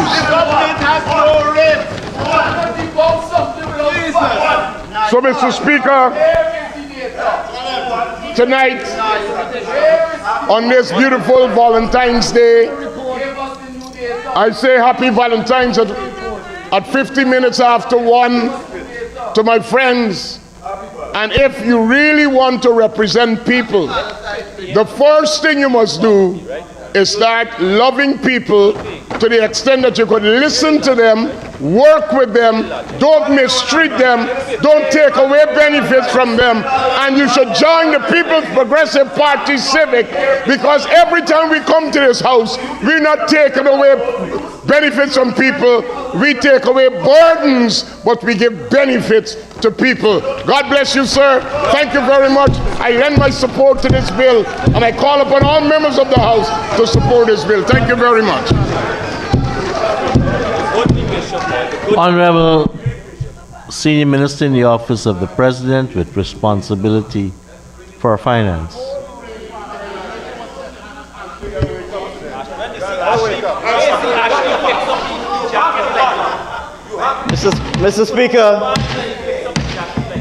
Mr. Speaker, it really was not my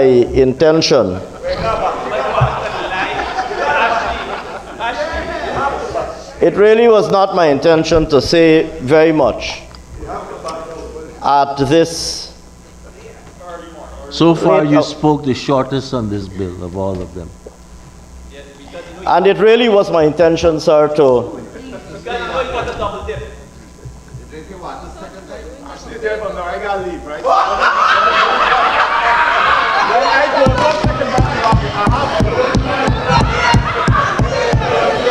Mr. Speaker,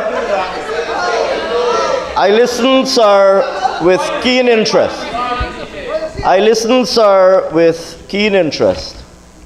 At the honourable member, Mr. Terence Campbell, leader of the APNU in this honourable house, read his script and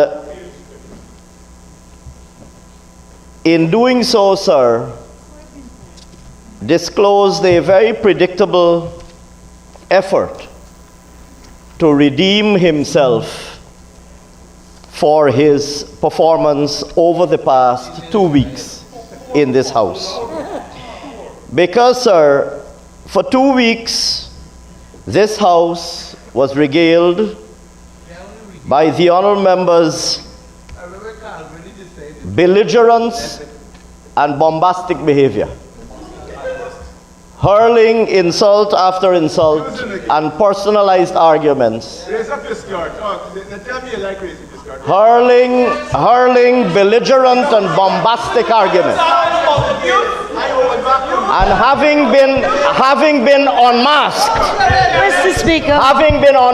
Mr. Speaker, sir. Point of order. Could you please ask the Honourable Campbell to stop making sexist comments? He just made a very sexist comment. Could you please withdraw, sir? Especially after Valentine's, when you go home and give your wife some flower, and you just said that in Parliament. Shame on you. Sorry, I mustn't say shame on you.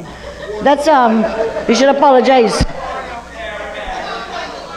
Honorable Finance Minister, please. What nonsense is that? Mr. Speaker, Sexist comment. having been unmasked, despite his pretenses, having been unmasked for his belligerent and bombastic behavior. Mr. Speaker, I'm forced to rise in relation to the imputation by the Honourable Member Gail Teixeira that I've said something sexist. I don't know. Point of order. What's the point of order? Which standing order? Standing order 40. Saying what? So I'm putting it to her that I did not say anything sexist, sir.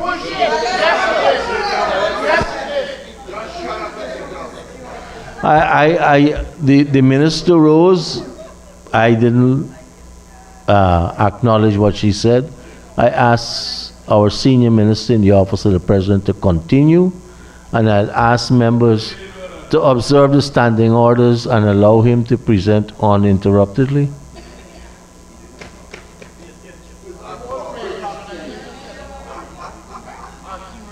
You see, sir, in Mr. Campbell, in the honourable member, Finance Minister, I need to get a suspension for 5 minutes. Very well, sir.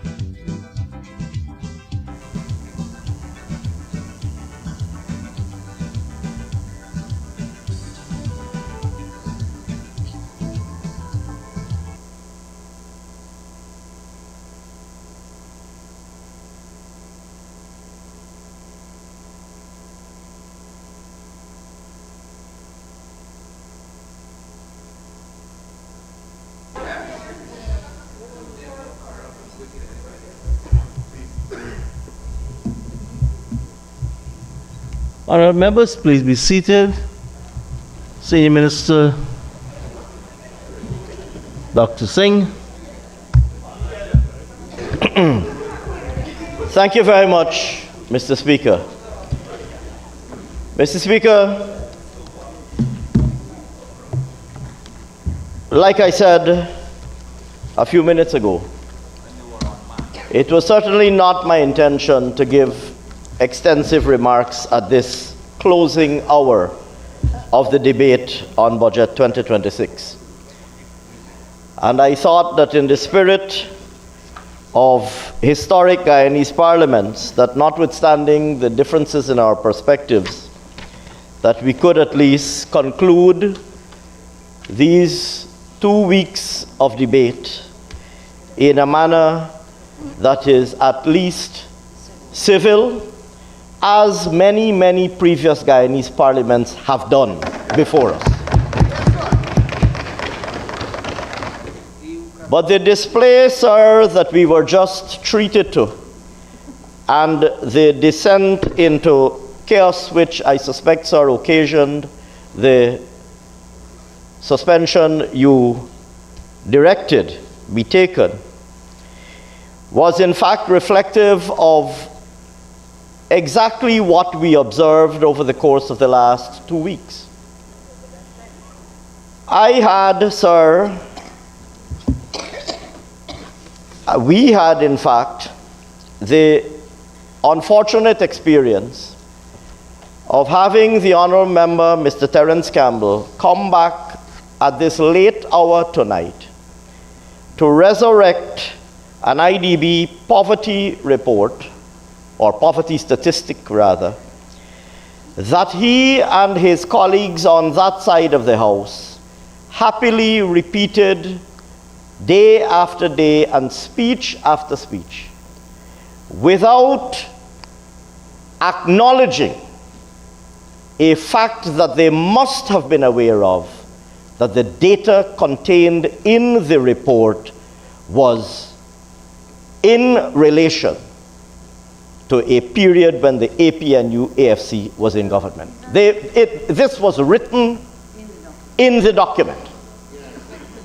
But it was convenient for them to cite this false statistic as if it is now, creating the impression that this was today's reality. And they will run around the country and say that. And when unmasked, sir, when unmasked for this grave and very obvious misrepresentation, which is the only parliamentary word that I can think of, there are others far more unparliamentary, far more suitable, but perhaps unparliamentary that I can think of.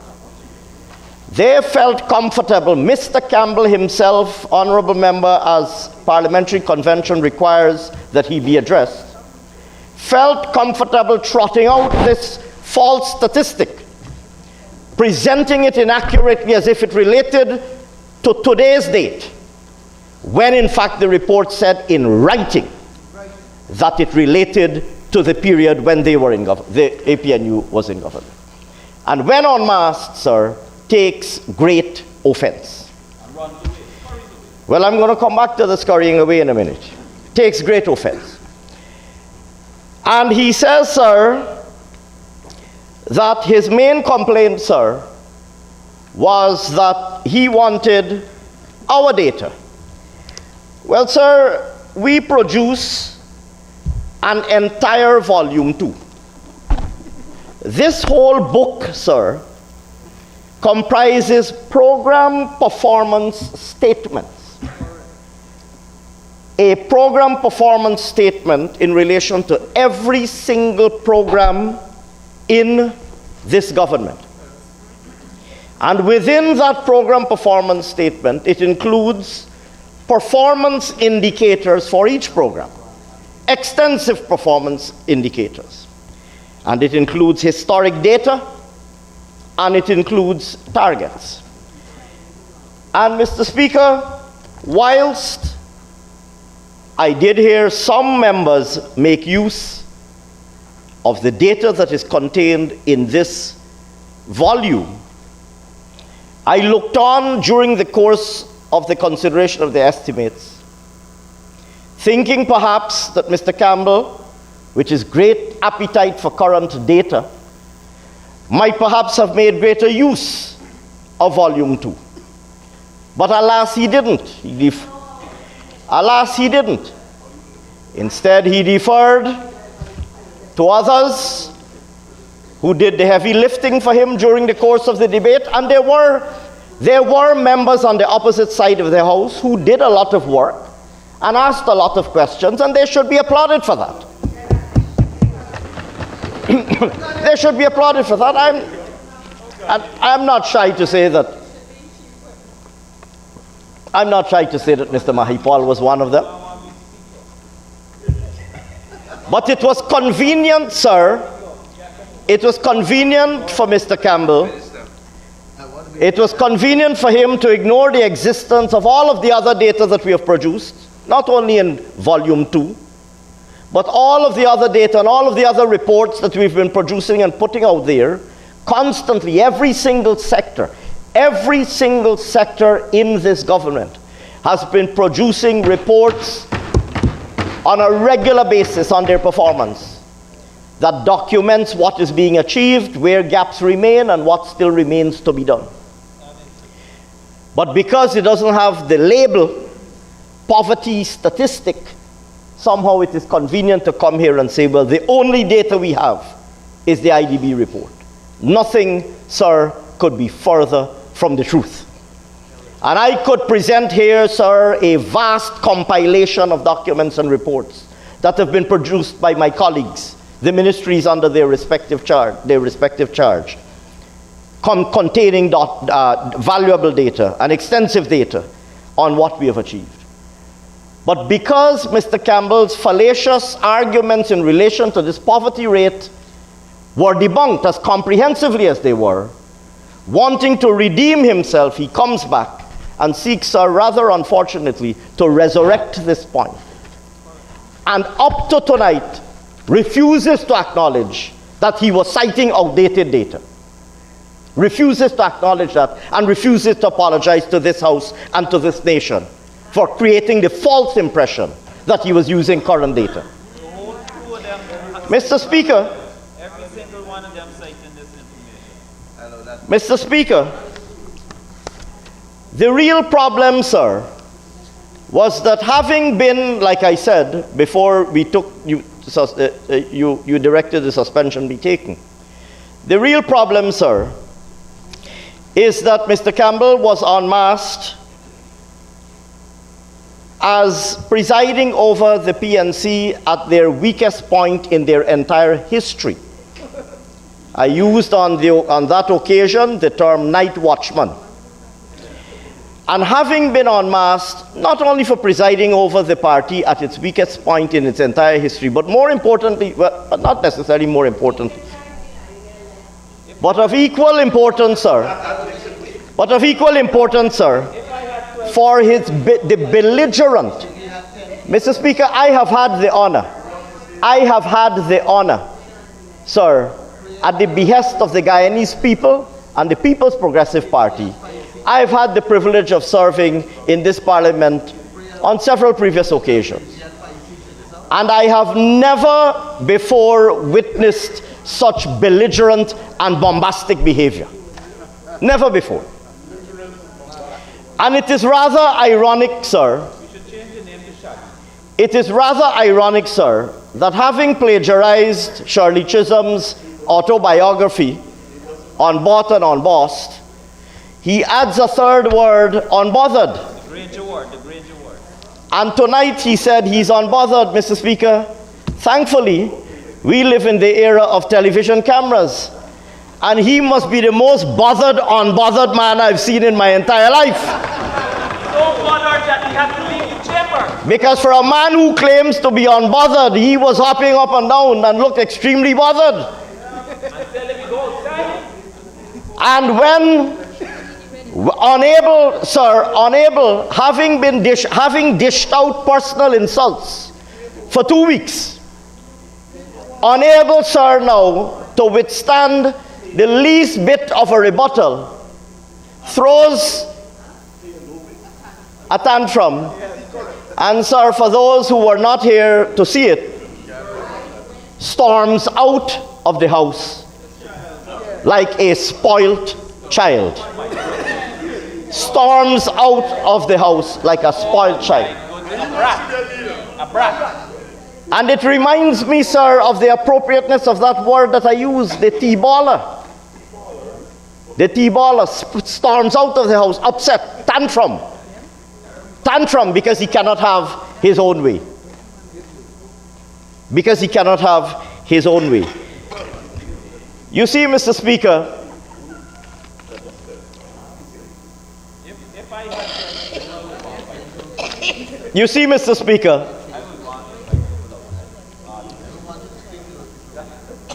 the reality, sir, is that having been unmasked, as he was last week, Mr. Campbell's speech tonight was intended.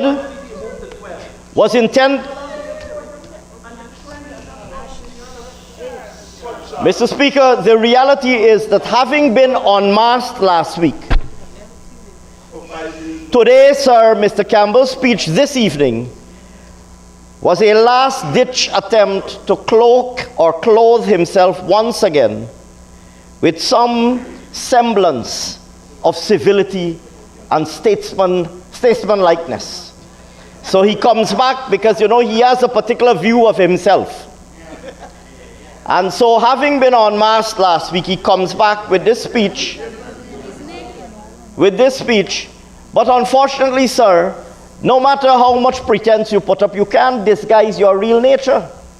And Mr. Campbell clearly can't disguise his real nature. And so the bombast that I spoke of last week, it didn't take 30 seconds. Not much undoing. Because if he had his way, sir, he would present himself as a statesman-like leader, an urban sophisticate. He sees himself, sir, he takes himself very seriously, sir. In politics, sometimes you can't take yourself too seriously. Of course, he's a newcomer to politics. Of course, sir, he takes himself very seriously. Of course, sir, he takes himself very seriously.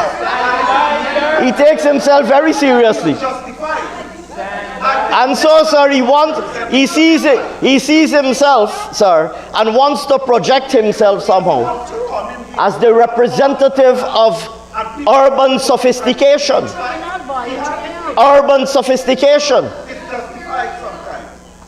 But the reality, sir, like others who we have seen in this house before, beneath that very thin veneer, beneath that very thin veneer of fake urban sophistication is in fact, sir, sheer belligerence and bombast. And that is the reality. This house, sir. Leaders don't run. Leaders don't run. What's wrong with you? So, Mr. Speaker,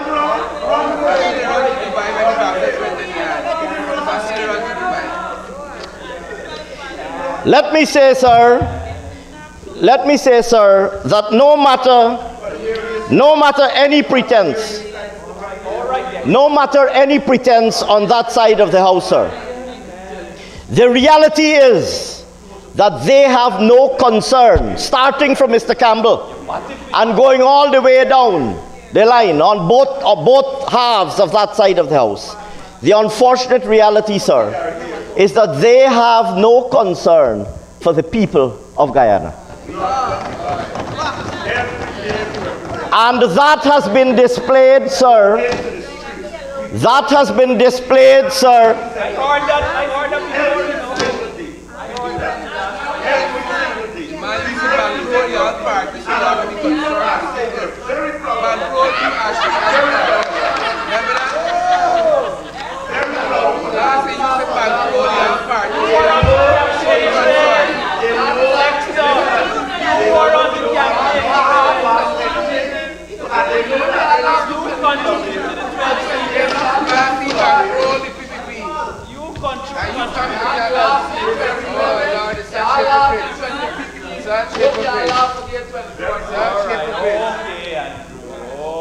Mr.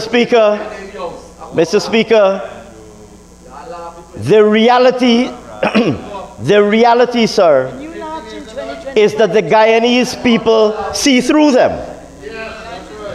The Guyanese people see through them. Never mind the pretense. And that is why the Guyanese people have consigned them to that corner that they are occupying now. And that is why, sir, next time around, the Guyanese people will reduce that corner even further.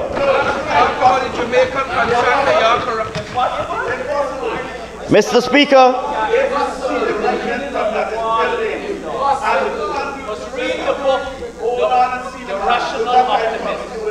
Read the book, The Rational Optimist.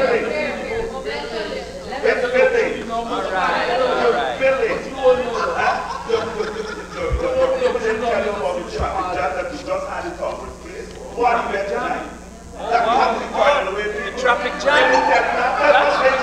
That's celebrating our leader.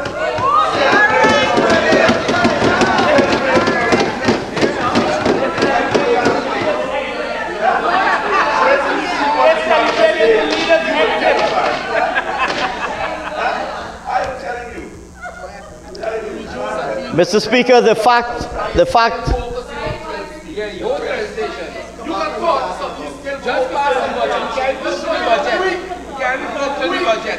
Mr. Speaker,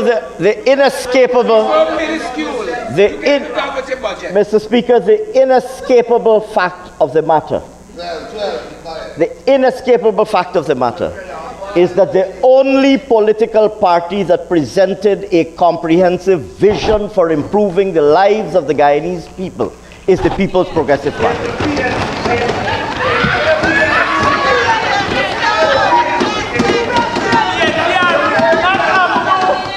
And it is that reality, sir.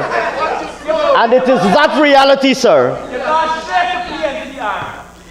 And it is that reality, sir, that has seen the People's Progressive Party win the largest majority that we have enjoyed in this National Assembly in 2 decades. It is also, sir, that reality that has seen the People's Progressive Party secure the largest number of absolute votes and the largest margin over the combined opposition since democracy was restored in 1992. You should be ashamed to laugh at that. When you come to money y'all are spending. You should be ashamed to say that, Charles. And Mr. Speaker, the manifesto that we presented to the Guyanese people forms the basis of what we will be delivering over the course of the next 5 years.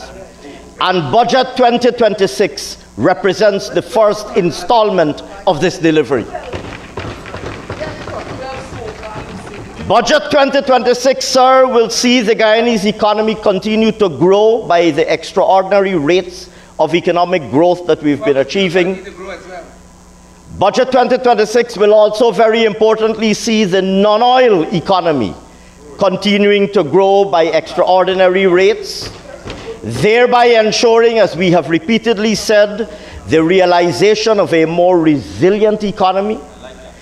Budget 2026 will see us continuing to invest in the things that matter for the long-term viability and competitiveness of our economy, including infrastructure that is so critical to catalyze strong long-term economic growth, transport infrastructure, energy infrastructure, etc.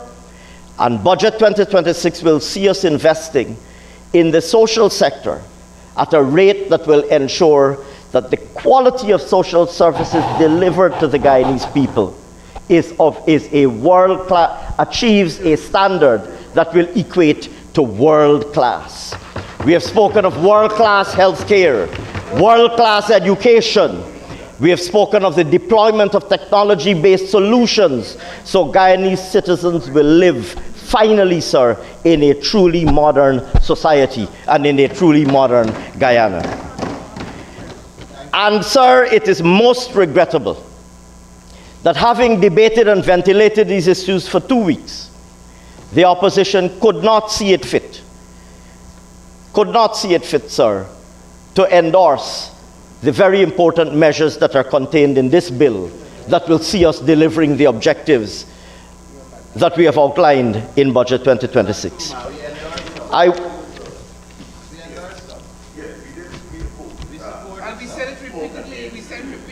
And yet the man will stand here and say something different. We've said it several times. Well, Mr. Speaker, if the honourable members on that side wish to repeat their support, not necessarily tonight, sir, but they will have ample opportunity, no doubt, to repeat what they support and what they disagree with. I note, for example, that the honourable member, Mr. Terence Campbell, expressed his disagreement with the removal of property tax on individuals. But then just a few minutes later, he extolled his own personal wealth by speaking about who he can buy and sell 40 times over. The Guyana that we want to build, sir, the Guyana that we are building, sir, will see every single Guyanese citizen be able to achieve, not only their own well-being, sir, but be able to achieve personal and household prosperity. We have said this on multiple occasions. And so, Mr. Speaker, I believe that the merits of this bill speak for themselves, and I'm hoping that those members of the opposite side who have been sufficiently gracious to remain with us and who did not join their leader in his tantrum throwing, storming out of this honourable House, I hope that they will still see the merit in voting in favour of this bill. Because I suspect, sir, I think I'll be reporting later, right?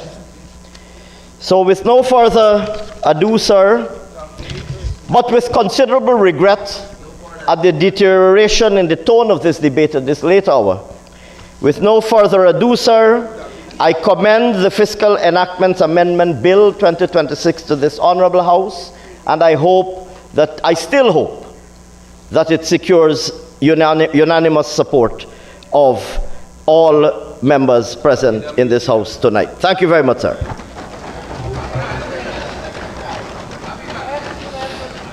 Thank you very much, Honorable Minister. Honorable members, the question is that the Fiscal Enactment Amendment Bill 2026, Bill number 3 of 2026, be read a second time. Those in favor say aye. Aye. Those against say no. The ayes have it. Let the bill be read a second time. Fiscal Enactments Amendment Bill 2026, Bill number 3 of 2026. Thank you. House will resolve itself into committee to consider the clauses of the bill.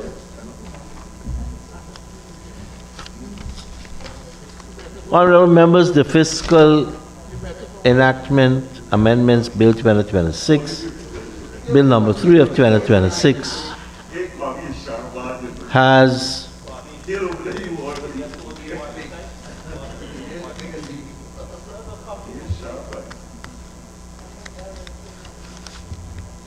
six clauses.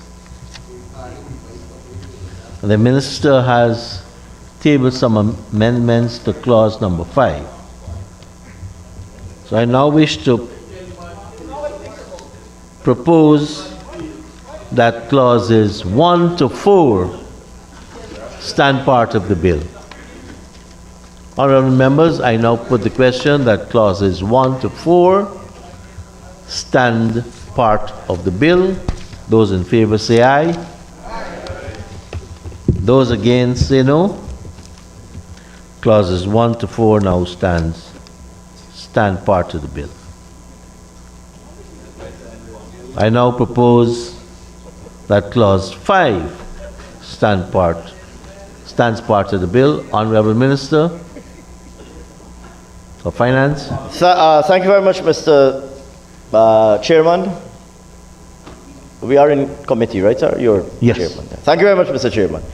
Mr. Chairman, I've circulated an amendment to clause 5 of the bill. I believe members would have this amendment before them. Am I required to read the amendment out, or can we take it as circulated? Take it as read. Very well, sir. So I move that the amendment be incorporated into the bill. Honorable members, I now put a question that the amendment as circulated by the Honorable Minister to clause 5 be part of the bill. Those in favor say aye. Aye. Those against say no. Ayes have it. Clause 5 as amended now stands part of the bill. Honorable members, I now propose a question that clause 6 stands part of the bill. Honorable members, I now put the question that clause 6 stands part of the bill. Those in favor say aye. Aye. Those against say no. Ayes have it. Honorable members, I now put the question that the bill be reported to the Assembly as amended. Honorable, those in favor say aye. Aye. Those against say no. Ayes have it. Let the Assembly resume. Honorable Senior Minister in the Office of the President with responsibility for finance. Thank you very much, sir. I rise, Mr. Speaker, to report that the Fiscal Enactments Amendment Bill 2026, Bill number 3 of 2026, was considered in committee, clause by clause, and was passed with amendments. Before I move, sir, that the bill be read the third time, because I suspect that will be the last time, I hope that will be the last time that I'll be speaking tonight, allow me very simply, sir, to thank you for your continued distinguished stewardship of the affairs of this House and for the manner in which you kept us in good order throughout the past 2 weeks. Thank, of course, the new sartorial flamboyance that you have deployed upon us, thereby perhaps rewriting some of the conventions that we have assumed. And this perhaps is a welcome thing, rewriting some of the conventions that we have assumed. Let me interrupt you. We did pass that amendment. Very well, sir. Very well, sir. Allowing for national wear to be part of our dress code. Very well, sir. Thank you very much. Duly noted, and you led from the front by putting our cultural and national wear on full and abundant display. Thank you most graciously. So my compliments to you, sir. But let me thank you very much, like I said, for guiding us through the past 2 weeks of deliberations. I want also, of course, sir, to thank all of my colleagues on both sides of the House, of course my colleagues on that side of the House, for what I thought for the greater part was a very informative and fulsome debate. And of course on this side of the House, the remarkable support that every single one of my colleagues on this side of the House expressed in favor of the budget and the elaborations and articulation that they presented. And in particular, sir, of course, to thank all of the staff who worked so hard. The clerk of the National Assembly and the staff of the Parliament Office, sir, as always, worked far beyond the call of duty. The staff of all of the government ministries who contributed in quiet and in silent and for the greater part invisible ways. But a lot of very serious technical work goes into the preparation of this budget. The budget is a lot more than just the speech that I present, that I have the honor of presenting on behalf of the government. All of the staff who contributed to this technical work in all of the other ministries and government departments, and of course in particular in my own ministry, I want to thank all of them and all of you for your various contributions to getting us to this point. And so, Mr. Speaker, looking forward now to successful implementation of Budget 2026.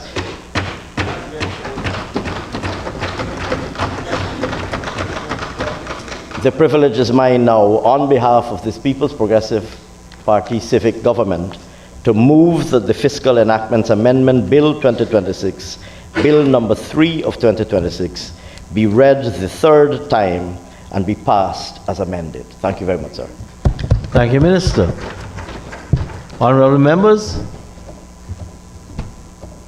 the question is that the Fiscal Enactments Amendment Bill 2026, Bill number 3 of 2026, be read a third time and pass as amended. Those in favor say aye. Aye. Those against say no. The ayes have it. Let the bill be read a third time. Fiscal Enactments Amendment Bill 2026, Bill number 3 of 2026. Thank you.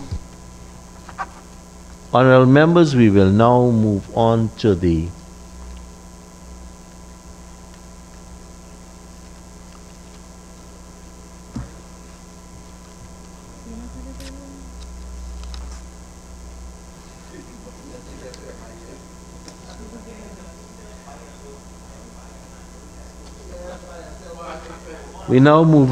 Marriage Amendment Bill 2026, Bill number 4 of 2026. Honorable Member, Ms. Onage Walren.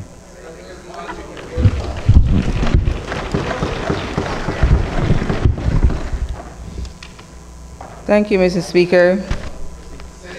Mr. Speaker, I rise to move that. Is I do this now, Mr. Speaker, or we present the bill? When you come back to speak. Okay, sir. I'm guided.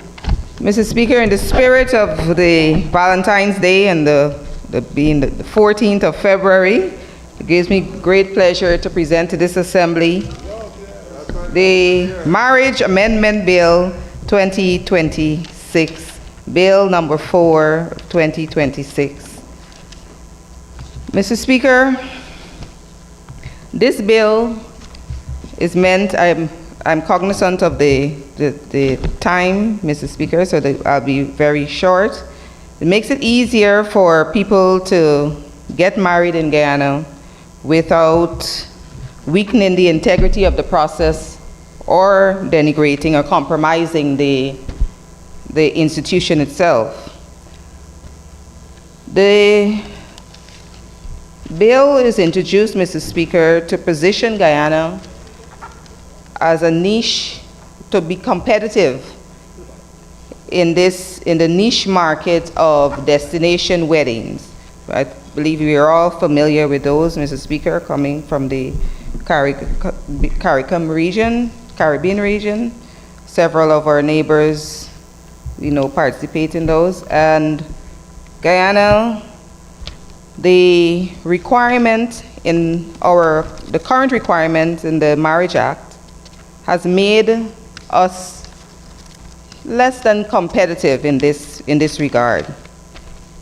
So the bill, Mr. Speaker, seeks to remove, one, the obstacle of applications having to be made 2 days before a marriage license is obtained. And Mr. Speaker, if you permit me, this is section 43 that it will be amending, and I will read section 43:1. Those intending marriage who desire to obtain the license shall apply to the minister therefore by petition, lodged at the office of the minister at least 2 days before it's required. This will, of course, Mr. Speaker, now be removed, and so a person can then go with an application. In fact, the application can be done online, or it can be done at the Commission of Oaths or Justice of the Peace office. But the movement, of course, of digitization is that you can make the application online. So a couple who resides abroad or out of town can make that application online and then submit the petition electronically. The bill also seeks to remove the requirement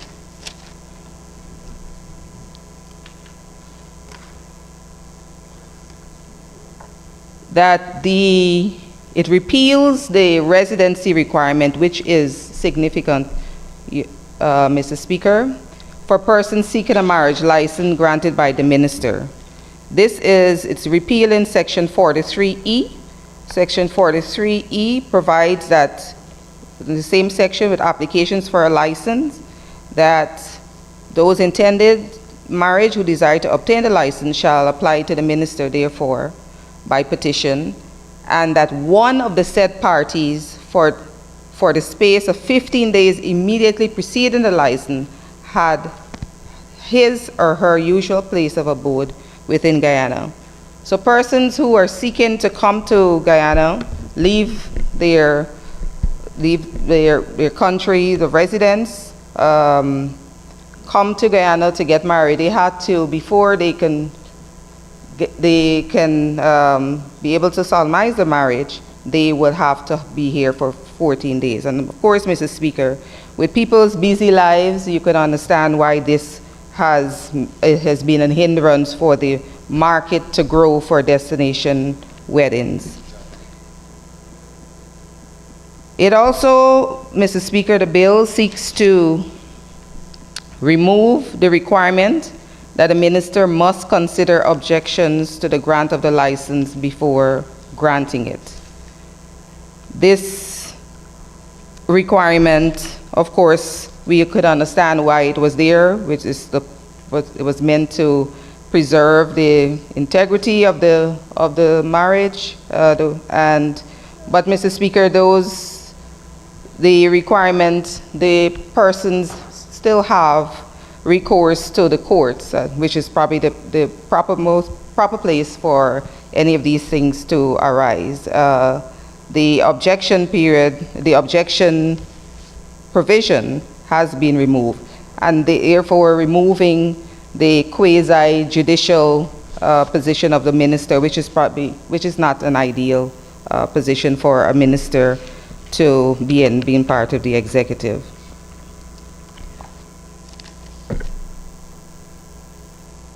So, Mr. Speaker, those are just the 3 sections in which that will amend and will indeed catapult Guyana, because what are the requirements for a destination wedding? The destination weddings are scenic, idyllic locations, which we know Guyana, there is multiple of those kinds of locations available here, but it was just the ease, the administrative ease in which a person, a couple can come to Guyana, get married, and leave all within a week.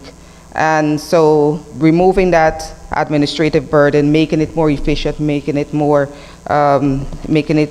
accessible, it is going to help us to catapult one of our other niche offerings for tourism, which is destination weddings, and open up, of course, opportunities for hotels to be occupied, airlift to be used, and the overall benefits of the tourism industry. As you know, Guyana has been growing significantly in this regard, and adding this particular niche, this particular aspect of the tourism sector is significant for us.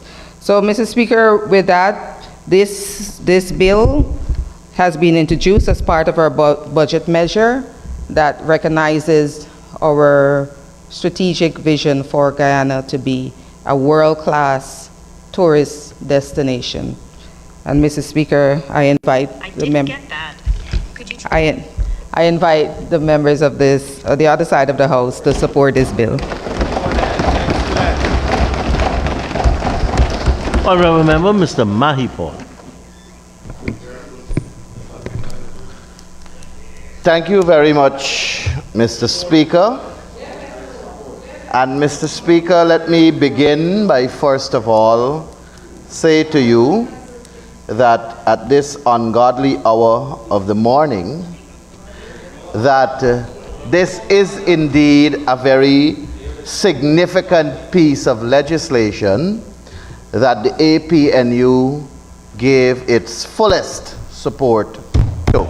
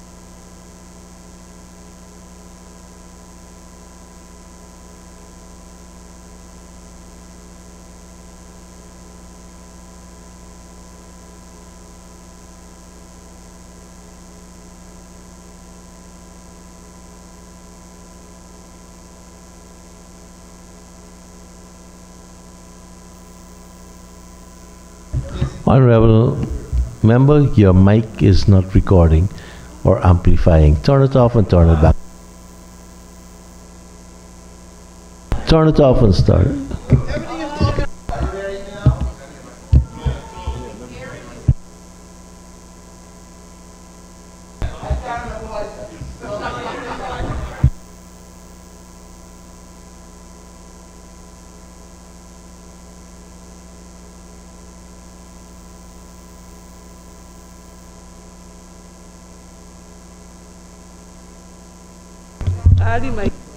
Take off the current one.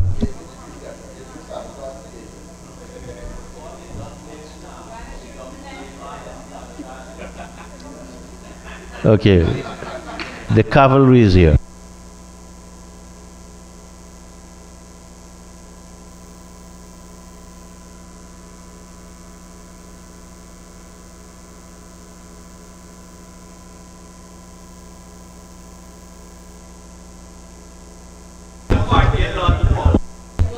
Testing, 1, 2.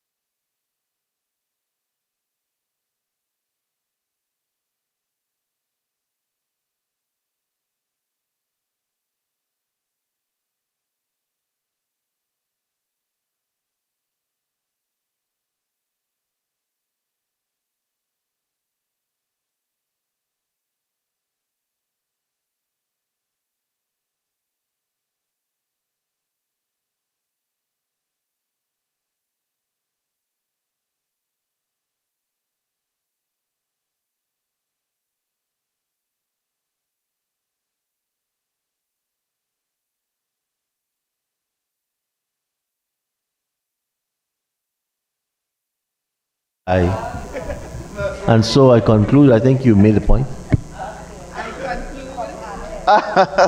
Sir, I'm not sure from where the Hansard department did not get to record, but let me just repeat that the APNU supports this bill in its full form, and I'm absolutely certain when my sister from the other side speaks that she will also give her side's support to this bill. And it's against that backdrop I was saying to you, sir, that it's most unfortunate that my friends on the opposite side have tried to say that we in the APNU, we were not supportive of any measure in the budget 2026. The records must reflect that we support some of the measures which we believe are very beneficial to the ordinary Guyanese, the hard-working, tax-paying Guyanese, and this measure happens to be one such measure. Mr. Speaker, I was making the point also that this piece of legislation, as small as it is in its change, will have a significant impact on ordinary Guyanese in our country. This piece of legislation is bringing into force Guyana, putting us at a level that is equivalent to several other countries that have modernized legislations of similar nature. And the previous legislation that existed, it was crafted for that era, and here we are crafting one for this era. Mr. Chairman, when you think about it, when you think about this piece of legislation, you are actually seeing the tourism sector getting an opportunity to blossom more, and that is most welcoming. People will come to Guyana and they will explore our country. They will enjoy what we have been telling them for years exists, such as our beautiful Kaichor Falls and many other beautiful sceneries across our country. I have been a strong advocate for people to visit Region 9. I think Region 9 is an extremely beautiful country. I think Region 7, Region 8, Region 10, all of Guyana, we are extremely beautiful, and this piece of legislation gives rise to that occasion where people can pick themselves up from the cold and come here and enjoy our sun, our rain, our breeze, and sometimes the hotness too, right? But Mr. Speaker, beyond that is not only the opportunity for hotels to get people to stay, but even smaller persons who have Airbnb services. People in the hinterland regions that may have their little homes and so on that they are decorating and putting up for rental, it will boost their own economy and improve their own financial strength. Sir, beyond that also is that Guyana will get this opportunity. We will get the opportunity to show off our craft, to show off our culture, to show off our people, our diversity, our strength. That is what this piece of legislation does. And it gives the foreigners, it gives the visitors the opportunity to go back to their country and speak well about Guyana. But in order for them to do that, sir, we must not only focus on changing this piece of legislation. There are several other pieces of legislation that we ought to look at, and we ought to work together as a National Assembly, work together as sides in the National Assembly towards the benefit of the people of Guyana and make it more attractive so that people can come home and they can come to Guyana and participate and build our country with us. Mr. Speaker, not to take up much more of your time, I want to take the opportunity to thank every member of this House for their contribution in Budget 2026. It is indeed most unfortunate that we did not see what I will consider some more attractive measures for the ordinary, hard-working, tax-paying Guyanese, but we have concluded the budget debates. The budget is before the people of Guyana. It is now a matter of implementation. I trust that the government side will implement it to the fullest of their ability, and we on the opposition side, more specifically the APNU, will hold the government accountable as we were elected to do. We will scrutinize, we will visit the various projects, and we will ensure that the people's money is accounted for.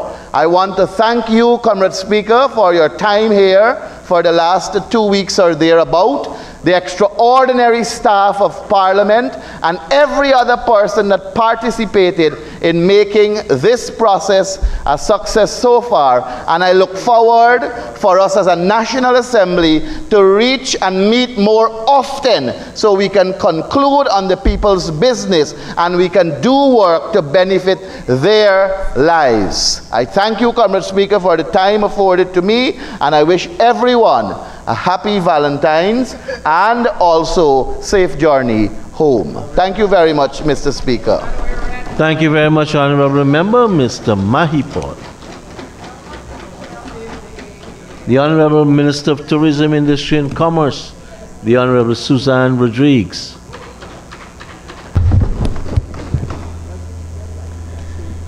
Thank you, Mr. Speaker. I rise to give my full support for the Marriage Amendment Bill 2026, which amends Section 43 and deletes Section 45 of the Principal Act. Mr. Speaker, I'm very pleased with what I heard from Opposition Member, Honorable Member Ganesh Mahipal a few seconds ago. But my only regret is that he completely missed the opportunity to give such remarks in his budget presentation. As a matter of fact, the nation lost a great opportunity to hear from all of the members of the opposition during the budget debates those measures that the opposition endorsed and thought that were good, and the measures that they think that we should have implemented. But none of that was forthcoming during the budget debate itself. And so what I heard here tonight, if only a little bit of that was presented during the budget debate, the nation would have benefited greatly, and this House would have benefited greatly from the contributions of the opposition. And we have asked repeatedly in our presentations, not only this year, but in previous years, we have asked a question of the opposition: which measures do you support and which measures do you not support? And what recommendations do you have? And how can we improve the measures that we are proposing? And at least for the last 6 budgets, I think, that I've been present here in this House, we have not gotten an answer to those questions. So, Mr. Speaker, vision is very important. Strategy is very important. It was only 2 weeks ago that the Honorable Minister, Dr. Ashley Singh, presented the budget 2026 and the measures contained therein. And here we are on the final day of the budget, and we are working through to the next day to pass the measures to give effect to those announcements made in the budget presentation. This is a government not only with a vision, but a government in action. And we see that here this evening. during the 2015 to the 2020 period, when the APNU AFC coalition were in office, they could not even decide on what the ministry would be called.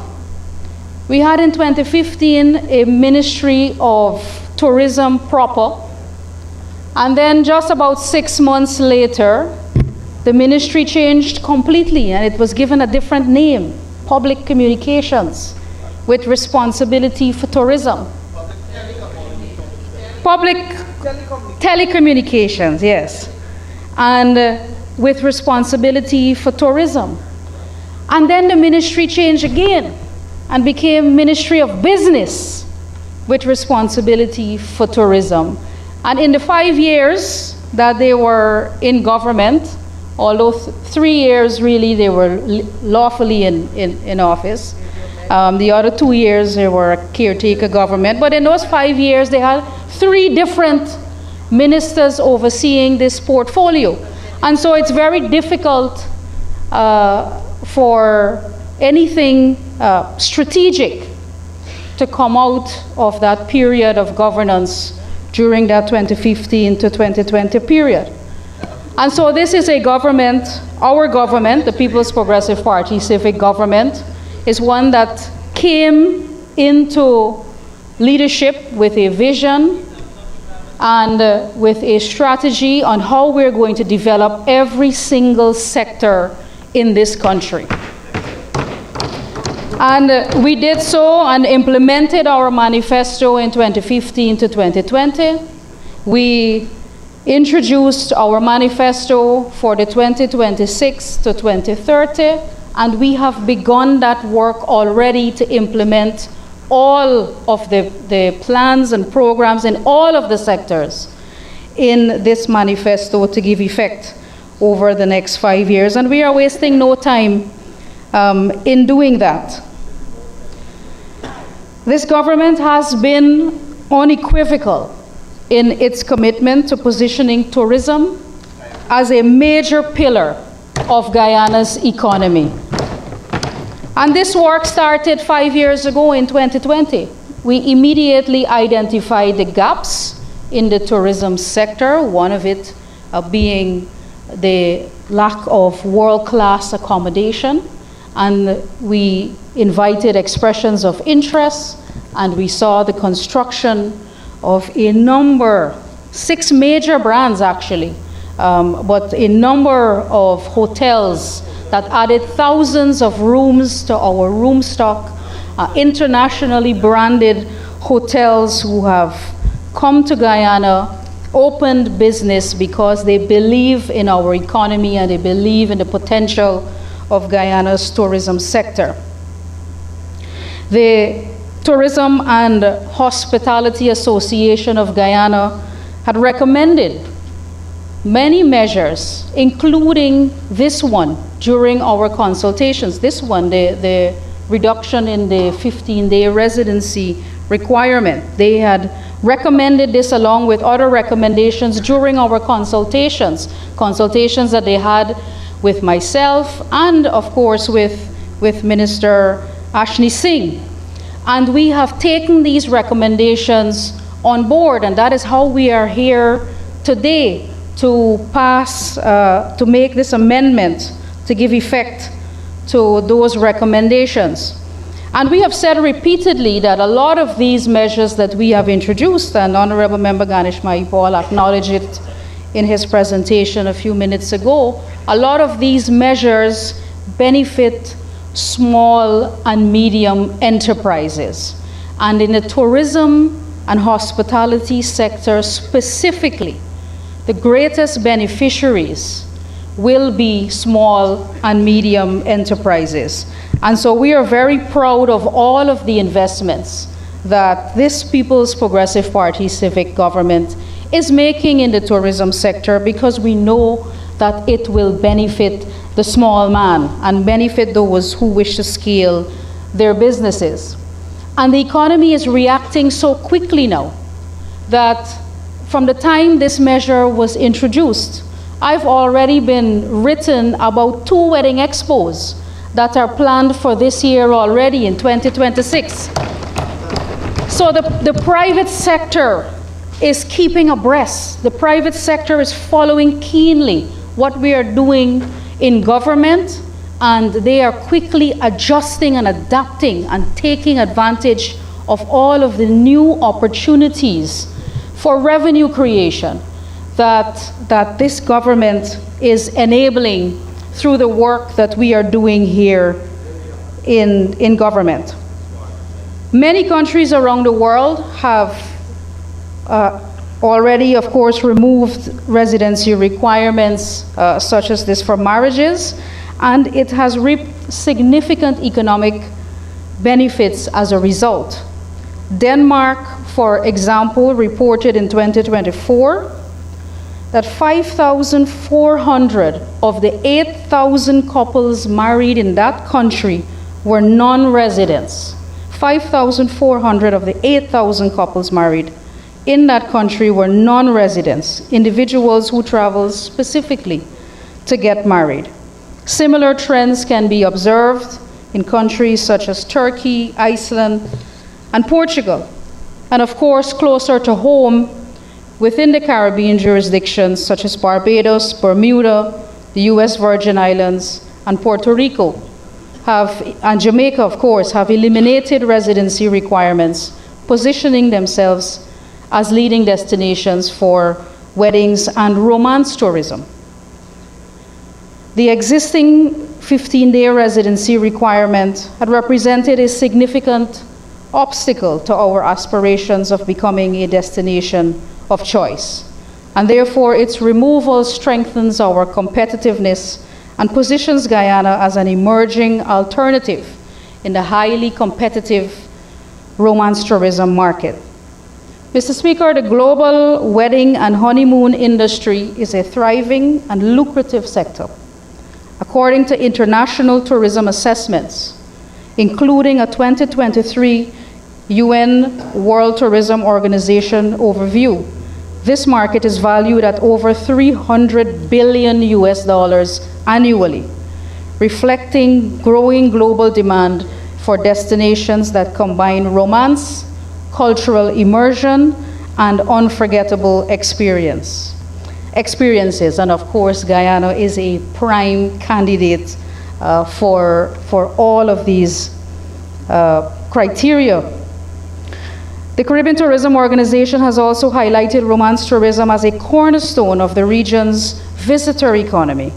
In 2025, the Caribbean welcomed over 30 million stopover visitors, with romance-related travel contributing significantly to hotel occupancy, visitor spend, and small business activity across the region. And we're talking about romance tourism today on Valentine's Day, February 14th. Perfect day to be passing such an amendment. Guyana is well positioned to benefit from this opportunity. Our improved hotel landscape now offers the capacity and quality required to support destination weddings and honeymoons. Mr. Speaker, Budget 2026 is aptly titled Putting People First, and I wish to underscore the tangible benefits this measure will bring to ordinary Guyanese. Increased destination weddings will generate demand for transportation services, benefiting taxi operators and drivers at our ports of entry. Wedding planners, caterers, photographers, marriage officers, tour operators, artists, craft producers, and accommodation providers will all experience increased opportunities and income. This is a clear example of tourism translating into direct economic benefits at the community level. This amendment firmly positions Guyana as a serious player in a billion-dollar global industry and reinforces our emergence as a premier destination for weddings and honeymoons within the Caribbean and South American tourism landscape. I therefore encourage this House to give its full support to this bill, as I do this evening. Thank you very much, Mr. Speaker. Thank you, Honourable Member. The Honourable Member, Ms. Nandrani Singh.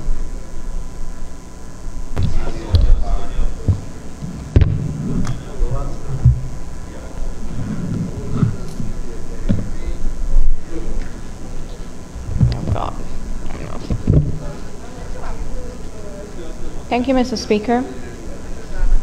Mr. Speaker, Mr. Chair. Okay. Mr. Speaker, it is so cold, I'm shivering over here. I think my voice is going to be rattling. Mr. Speaker, I thank you for the opportunity to address the Marriage Amendment Bill 2026, brought by the Honorable Minister of Home Affairs, Ms. Onij Waldron. Let me state at the onset that We Invest in Nationhood Party, we do not obstruct for obstruction's sake or object for objection's sake. We are here to represent the people. The law is a living instrument, and we understand that. We know that it must evolve, it must adapt, and it must shed its administrative relics that no longer serve the public good. So if the government considers the 2-day petition period and the 15 days residency requirement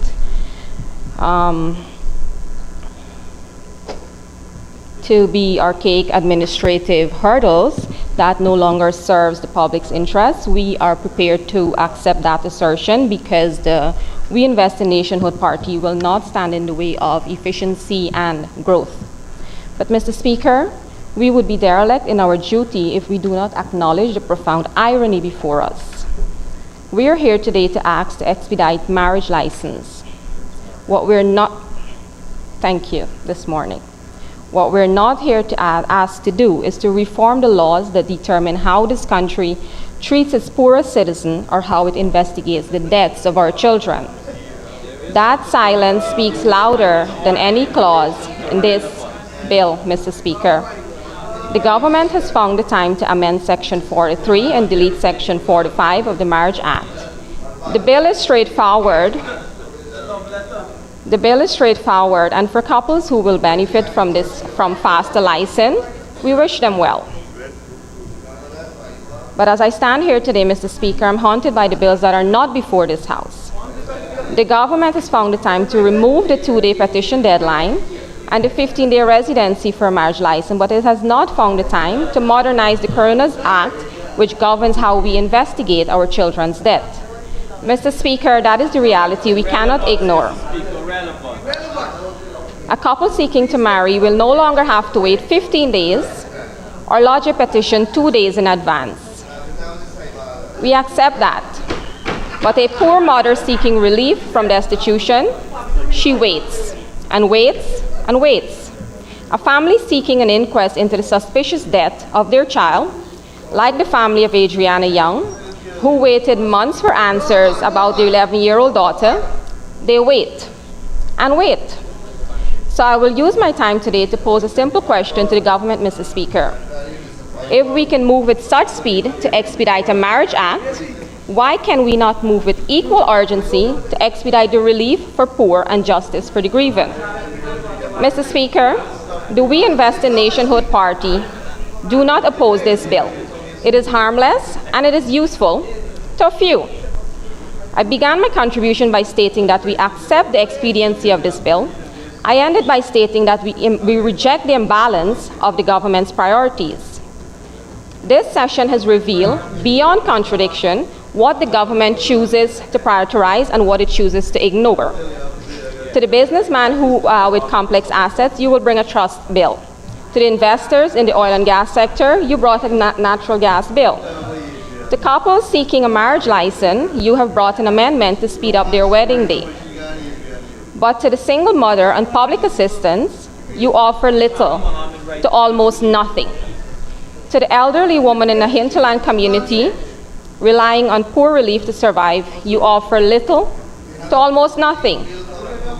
To the family of Adriana Young still waiting for the closure that only a modern coroner's system can provide, you offer little to nothing. Who really benefits from this marriage amendment bill, Mr. Speaker? The already super rich who will build destination wedding resorts, claiming that they create employment for Guyanese. But did the government introduce a revised private sector minimum wage bill? No. So the minimum wage for private sector workers remains static. Is that fair, Mr. Speaker? No, it's not. Mr. Speaker, Article 13 of our Constitution demands an inclusionary democracy. It demands that we as parliamentarians prioritize the well-being of all our citizens, not just those who marry, not just those who invest, but those who also struggle, those who are invisible to the corridors of power. This bill is not the problem, Mr. Speaker. The problem is the pattern. It is a symptom of a larger disease, a disease that tells us that commercial convenience matters more than social justice, that a wedding license is more urgent than a coroner's inquest, that the financial sector deserves legislative attention, but the poor relief system can wait another year and another year. So, Mr. Speaker, we will not divide this House on the bill. Let it pass, let the couples get married. But we leave this warning and this challenge to the government. The people are watching. They see where your energy goes. They see where your legislative draftsmen are deployed. They see which bill gathers dust and which bills are rushed to the floor. And they are asking the same question we ask today. If you can find a time for a marriage bill, why can you not find a time for mercy, for justice, or for the poor? Mr. Speaker, the We Invest in Nationhood Party supports efficiency, but at the same time we demand balance. And until the Modernized Coroner's Act are brought before this House with the urgency they deserve, we will continue to stand in this chamber and name the widening gap between the government's rhetoric and its reality. Thank you, Mr. Speaker.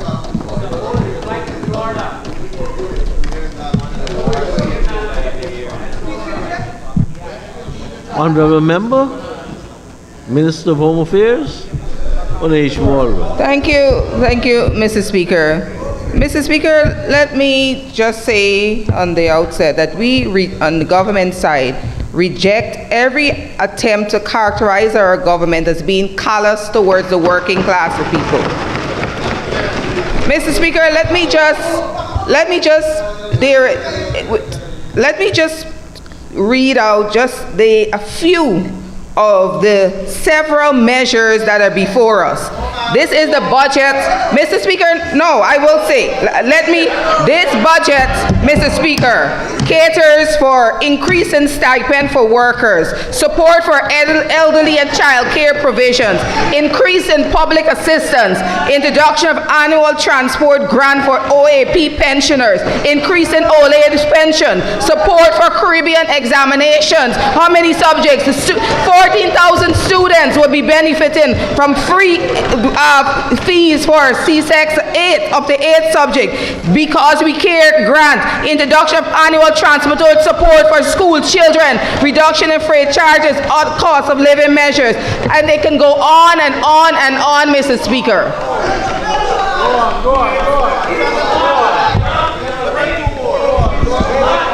Mr. Speaker, the whole of government approach, Mr. Speaker, takes into account the measures that we need for our economy to grow. But we never ever forget, Mr. Speaker, that our philosophy in this side of the House is always putting people first. Always. So, Mr. Speaker, I, however, have noted that the members from the other side have raised their voice in support of this marriage amendment bill, and that is Honorable Ganesh Manipal and the Honorable Singh.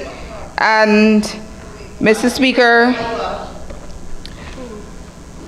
we reinforce that this bill does not alter the sanctity of marriage. It just removes the archaic requirements, modernizes our laws, And as Guyana is moving in the trajectory of taking this country to the 21st century, we are using our laws to help support this movement.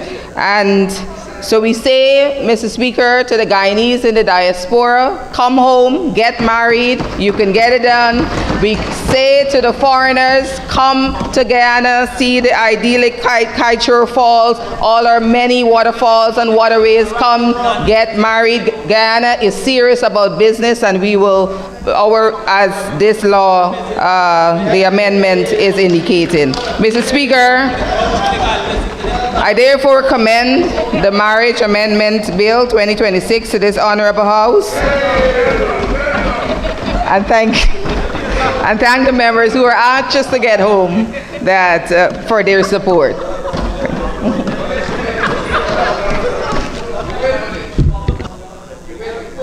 Thank you very much, honorable members. Honorable members, the question is that the Marriage Amendment Bill 2026, Bill number 4 of 2026, be read a second time. Those in favor say aye. Aye.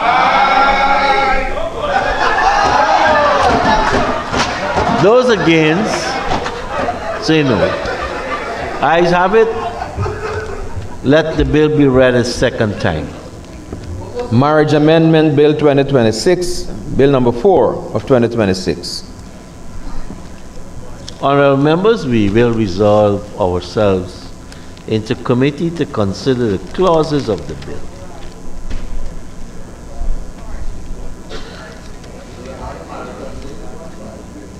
Honorable members, the Marriage Amendment Bill 2026, Bill number 4 of 2026, has 3 clauses. And I propose the question that clauses 1 to 3 stand part of the bill. Honorable members, I now put the question that clauses 1 to 3 stand part of the bill. Those in favor say aye. Aye. Those against say no. Ayes have it. Clauses 1 to 3 stand part of the bill. Honorable members, I now put a question that the bill be reported to the Assembly.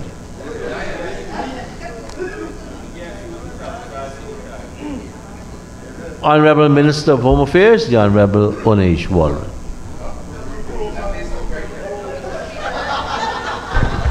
Mr. Speaker, thank you. I rise to report that the Marriage Amendment Bill 2026, Bill number 4 of 2026 was considered in committee clause by clause and was passed without amendment. I move that the bill be now read the third time and passed as printed. Honorable members, the question is that the Marriage Amendment Bill 2026, Bill number 4 of 2026, be read a third time and pass as printed. Those in favor say aye. Aye. Those against say no. Ayes have it. Let the bill be read a third time. Marriage Amendment Bill 2026, Bill number 4 of 2026. Thank you, honorable members. Honorable members, before we adjourn this third sitting of the 13th Parliament of our Cooperative Republic of Guyana, let me also express my thanks and appreciation to you, the staff, all the different agencies who support us as we went through these last few days of consideration of Budget 2026. And let us look forward to those babies that were born on my birthday on November the 14th, 9 months from today.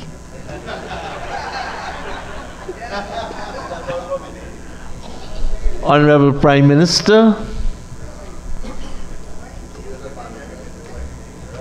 Mr. Speaker, I want to join you with expressing a heartfelt thank you to all the members of the House and all the supporting staff. And to wish everybody happy Valentine.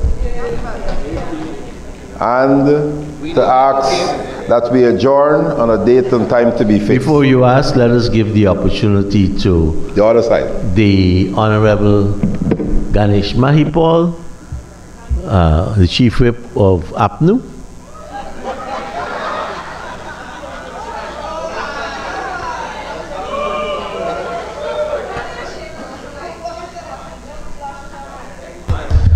Sir, I want to join in wishing everyone happy Valentine's Day also. And I must say that I've taken note, sir, of the fact that our ladies were treated well by the clerk of the National Assembly. And I was hoping that the men could have been treated well by the deputy clerk. But I guess next time that will happen. Sir, it was a nice sit-in, and I think every member we're leaving here with full comfort and assurance that, you know, we can still share light moments and enjoy the session. And I thank you for the opportunity. I wish everyone well, and I wish them a safe trip home as we move forward together. Thank you, Honorable Member Tabitha Sarah Bohali, Chief Whip for the Opposition. Thank you, Mr. Speaker. Mr. Speaker, I would like to join with yourself, the Prime Minister, and Honorable Member Ganesh Mahipal in thanking the staff of the Parliament.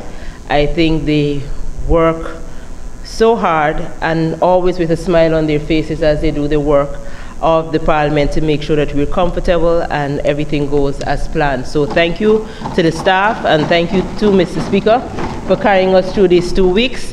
We may not have always agreed, but I think we've always been respectful, even in our disagreements. And there were a few. There were a few. So thank you too, sir, for carrying us through these 2 weeks.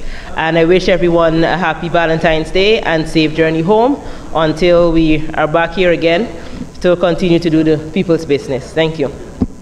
Now, Honorable Prime Minister, you can move the adjournment. Mr. Speaker, I ask that we adjourn to a date and a time to be fixed. Honorable members, happy Valentine once again. The Assembly stands adjourned to a date to be fixed.